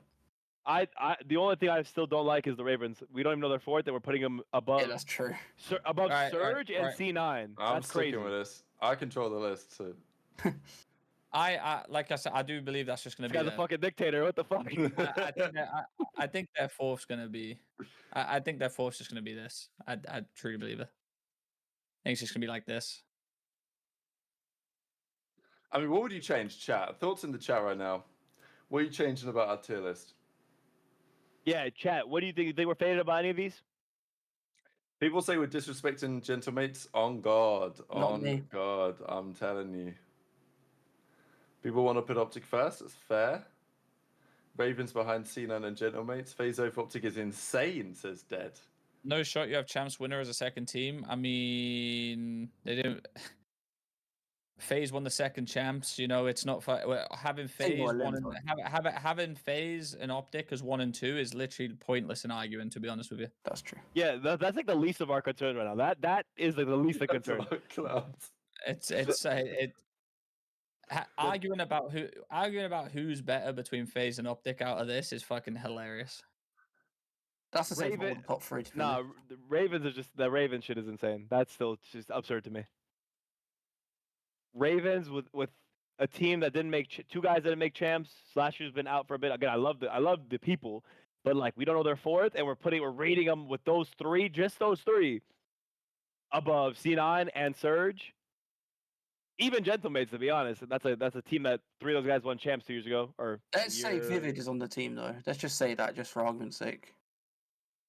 Guys, I'm gonna let me just reiterate this one more time to the fucking chat. With that, 100%. We're not arguing with FaZe and OpTic here. I don't care. 12 hurts, 1 hurt, fucking second champs, first champs. It's 1 and 2. It's done and dusted. It doesn't fucking matter. The top 3 are done. Top 3 guys were done. That's it. It's FaZe, OpTic, LAT. That's our top 3 for our rankings, our tier list. That is 100% done. Low key. It is an absolute mess though. Like from 4th down to literally like 10th or 11th. You don't think that's going to make it better though? I agree. If you ignore the top 3, it's going to be really fun. Like you could argue these in a number of different ways. I hate saying that. You can't have to though. No, I'm down. Like I'm looking forward to it for the first like month or so until we figure out who's actually good and who's dog shit. Yeah, come like April time, we're all bored. In February. Bro, I'm kind of looking at this list now, and I'd change a few things, but I don't want to piss people off. Okay, no, holler. We've got 20 minutes until the 3 hours are up. Yeah, I disagree with some shit on here too, but I'm waiting for some of the chat suggestions to come in. Chat wants Cloud9 to be higher, but I think that's faded. Right, so I'm more scared about Cloud9's sub duo, so I'd put them lower. Oh wow, here we go. Here we go, gentlemen. Come on. Ravens. They did have 2 people that didn't make champs. Teach had a very consistent year, but Gwyn also wasn't very good on LAN. That's very true. So I would move them lower. Surge, I actually really like the Surge team. Hixie's probably the question mark for people because of the way he plays and his KD, but you also got to remember he was, multiple times. He is always having to do stuff with CleanX, and he had Scrap on his team too, who just, you know what I'm saying? Like, someone's got to... I don't feel like him getting those KDs necessarily made them bad. They were a very good team. Oh, man. I would put Ravens I'd put Ravens below C9. Thank you. I agree now because you said the stuff as well. And I would put Surge above Cloud9. And low key, I'm actually just gonna put for the Ravens, I'd put them bottom of the B tier list. Interesting. And then you'd do it like this? Yeah, I'm happy with that. That's what do we think about the clowns in charge tier? Will you change anything down here? Nah, they're all clowns. I still have Miami above. It doesn't make sense how we have 4 guys who are pickings of other teams above a team that's pretty much the same guys who've been playing together for years, and in this Black Ops 6 game, like why are we doubting them? I also think in terms of clowns in charge, like they have the fewest clowns in charge. Also, guys, I'm not saying Mac's a bad player. I'm saying Mac took a year off. Like, that's my point. Never once have I that looks perfect. I mean, no, again, the only other doubt I have, bro, what? Get Ravens out of here, bro. What are you doing? You bros just doing shit to do shit. Nah, Toronto is still. I still don't have the aiming from 4th. I think Who would you have? I would rather have Surge in that spot than them, honestly. I don't know why everyone thinks I'm talking about Mac. I'm more scared of Crimp. I think Crimp is I think Crimp is way too inconsistent. Like I said, they could both go 10 and 40 combined on one day. Mm-hmm. Yeah, and they will. But they're still going to win map 5 sets, so... Yeah. But, like, we're arguing about where we're putting people in B tier, like it's still not B tier. Like, they could... Like, a B tier does not mean, like, we think they're shit. They could still come 4th at an event. Yeah, but we're still talking about people who are top 4, top 5, can take some maps and some games off the top 3. Like, it matters where we put these guys. Yeah, once they're in the clowns, less matters. Do I think do I really think 04 and Hixie's a better subduer than Mac and Crimp? Right now, yes. 04 alone is a fucking superstar. But this is why Gwyn and Tej are going to cook all these guys shit, and that's why... I actually agree, because they've had a year together as well. Yeah, Gwyn and Tej know how it's going. If Gwyn improves on LAN, yeah, but... Up upgrade on Clay or Fellow, and then they've got a fourth player who's going to have some pace because for some reason these other teams are overlooking Nero or Vivid or one of these other guys. I mean, if I'm being realistic, I'm putting Kiz and Linz over Mac and Crimp. I mean, me Here and we Rab go said then. that. Ravens here. Up we go. Wow, Cloud9 8th. How the tables turn. Wait, How what the is it? What is tables this? Ace looks to name for fourth. Yeah, Listen, it's well.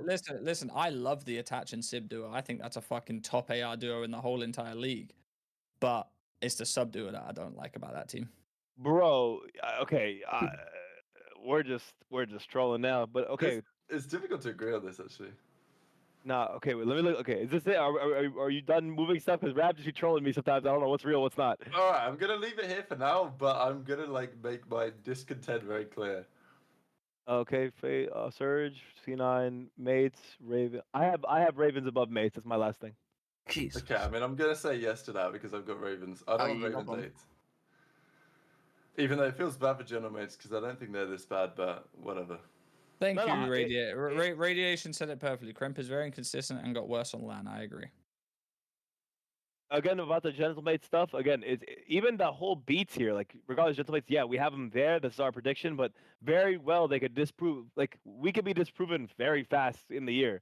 Don't think, like, that team's experience, championship experience, reuniting, you know, 3 guys who are top-tier players.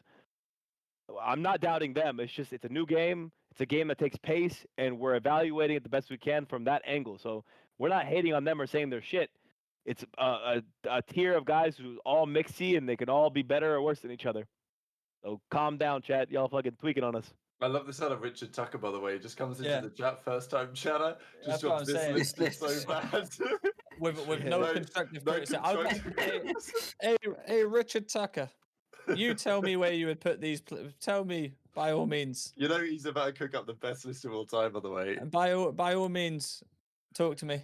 How similar is this to the flank one, by the way? I think it's a bit different. They had Cloud9 higher. I think they had. Well, they had no one in A tier, first of all.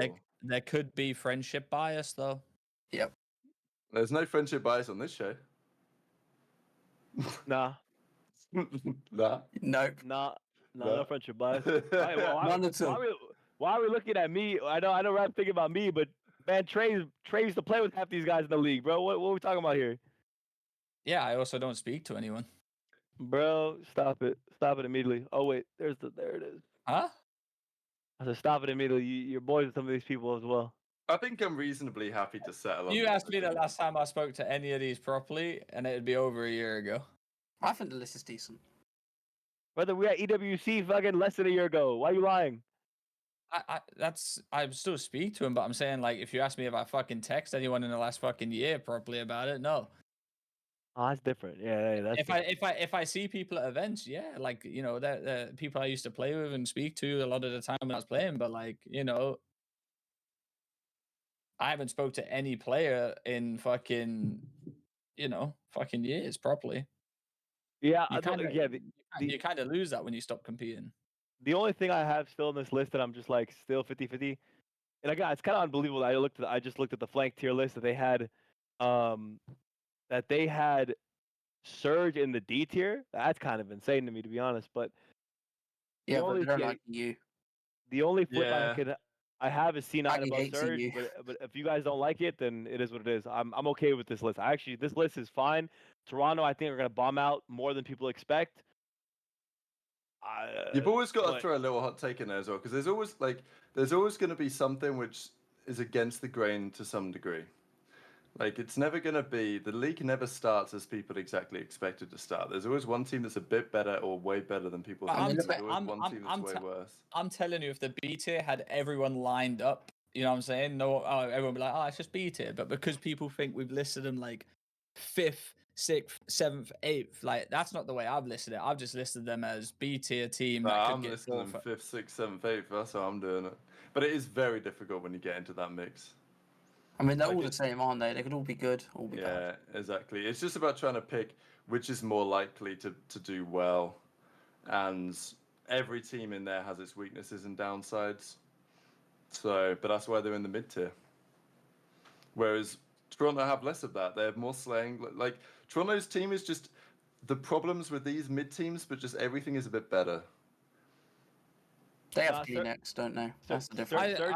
Surge is the only one that could jump up there. If Hixie's better than we expect, he's the one that I think goes up there and Toronto comes down. That's like the only other flip I can think of. I think if C9 got a better sub for Kremp, I think they could be in the aiming for 4 spot. Do you think if they had Nero?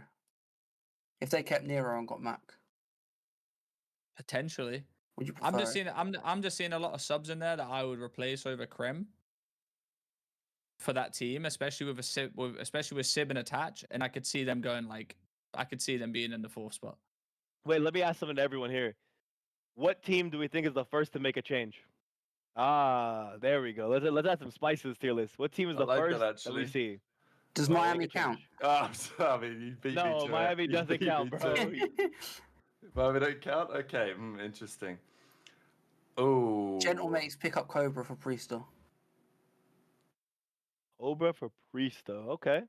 I think C9. Yeah, or I could see C9 as well. For who though? Throw a name. Who do you think they would swap? Just one of the sub players. I'm telling you, it's going to be an issue this year. And if it's not, fair enough. Like I'll just get that's what we do on the show. You get roasted if your opinion's shit. Absolutely. That's what we always got to do. Keep each other accountable. I think one of the sub duo from C9 is one of them's going to go. Rab? I think I was trying to find a contrary opinion to that, but I actually think I'm more than inclined to agree with at least one of those two teams, just because the other teams are just more likely to stick it out for at least a little while. Like Rokkr, even if they're shit, they'll stick it out for a bit probably. So will Miami, so will Boston, so will Falcons. Toronto aren't going to change immediately. So it does leave you with like that B tier of teams that are more likely to change because I think Falcons are just going to play like this all year, to be honest with you. Yeah, Falcons are going to stay there. I think they're going to stick. Can Huke speak Arabic? I'm not even joking either. Can Huke speak Arabic? I don't think so. Yeah, oh, well, if he could, that'd have been perfect. My prediction for who's going to get replaced first is going to be either Boston or Rokkr's main AR for Arc Cities or no way. Is Clay going to play challenges? Season would be crazy. I just think one of those two main ARs is gonna we're gonna see a change in one of those two bottom teams because they're gonna be desperate because they're gonna keep losing, and then Alec just won champs, he deserves a spot, so someone's gonna bang his line, and then Clay's gonna be doing what he does and keeping his name relevant. So I think a Rokkr could see the need for Clay. Will they do it? I don't know. Boston, I could see doing it too because again, Boston, they would love to have a player like Clay representing them for the sake of just even the brand part of it. So clearly they use Snoopy for brand, they use the GM for brand, and now they have Clay for brand. It makes a lot of sense. I also predict Cloud9 are going to blow it up. They're going to blow it up? Yep. That's a huge prediction. No patience. And also Cloud9 love doing that in esports. They love like being around for like a month and a bit and then just blowing that shit up. Signing a player for $1 million and then benching him. Yeah, exactly. They've done it before. They're going to do it again. But I think that's a pretty good tier list. I think we did a good job. And also, do you notice that Richard, what's his name? He didn't drop his tier list. So he's making his own tier list for fucking for Reddit, and he's gonna have he's gonna be biased and live in like fucking. He's gonna have OpTic #1, and he's gonna go. He's gonna live in the butt. Yeah, I bet he's only angry because of the OpTic thing. Of course he is. He's gonna have. He's gonna put OpTic. He's gonna put OpTic and see you on Sunday, and the rest in Falcons and go green ball. All right, we're gonna get this screenshotted out and posted around the socials, but I think that's pretty much gonna do it for our show today. We are, I think, at about 2 hours 57 minutes. So this is just how we do it over here on the Dope Check, baby. We are back. Thanks all for joining us. We actually had a killer show today. Ronnie was a fantastic guest. We actually are back though. No, we actually are back though. We actually are back because listen, when COD comes out, we're gonna be sitting here doing. We're gonna talk about some teams and their scrims. We're gonna get some intel from some some people. I'm gonna use my phone and text some people. Yo, how are scrims today? We're gonna talk about it. We're gonna be like the Jerry Springer of COD. We're gonna try and. That's kind of what we've been. We had an issue this year with Boston on our show, a full on It was a drama-filled moment. This year's good. I There's can't more wait drama for to it. come. I can already Yeah, see so it. much drama. So much drama. We Rab have and all the Vickle on the thumbnail, like squaring up. You know, and that's tomorrow's thumbnail right there. I mean, we're back for the year. You know, we're back for the Yeah, year. Seriously. guys, the game comes out in about what 3 weeks now, so Yeah. it's around the corner. Dope check is here. The tier list is here. Roster mania is almost over. Trey, Rab, and myself will be here. We're getting ready. We're getting prepped mentally. Right, I'm growing my hair back out. This is a whole spiritual event for me coming back into the season. We appreciate you guys for watching. We're all just doing what we gotta do. And then we're gonna spread into some new cologne from Rab, and Rab's gonna become the goddamn content creator of the year. It's go vote for Rab. Make sure you go vote for Rab in that Esports Award 1,000%. Like, comment, subscribe on this video if you haven't for sure. Make sure you do that. And we can't wait to bring you guys more dope check content throughout the year, man. Interviews, everything else, man. More. Always more for you guys. We love you guys. I think that's well said for Mace. I don't think I have much more to add. Apart from thanks, Ronnie, for hopping on. Hope you enjoyed yourself. Thank you guys for having me, man. I appreciate Ronnie, it a we lot. love you, baby. Keep the leaks coming. You've done phenomenal work off season. I think your batting average is goddamn 96% or even 100%. 95%. 95%. Yeah. If I seen you, I'd kiss you in the forehead because you've kept Roster Mania very entertaining. So we appreciate you for everything you do for the scene, man. Much love. Appreciate that, bro. Thank you, guys.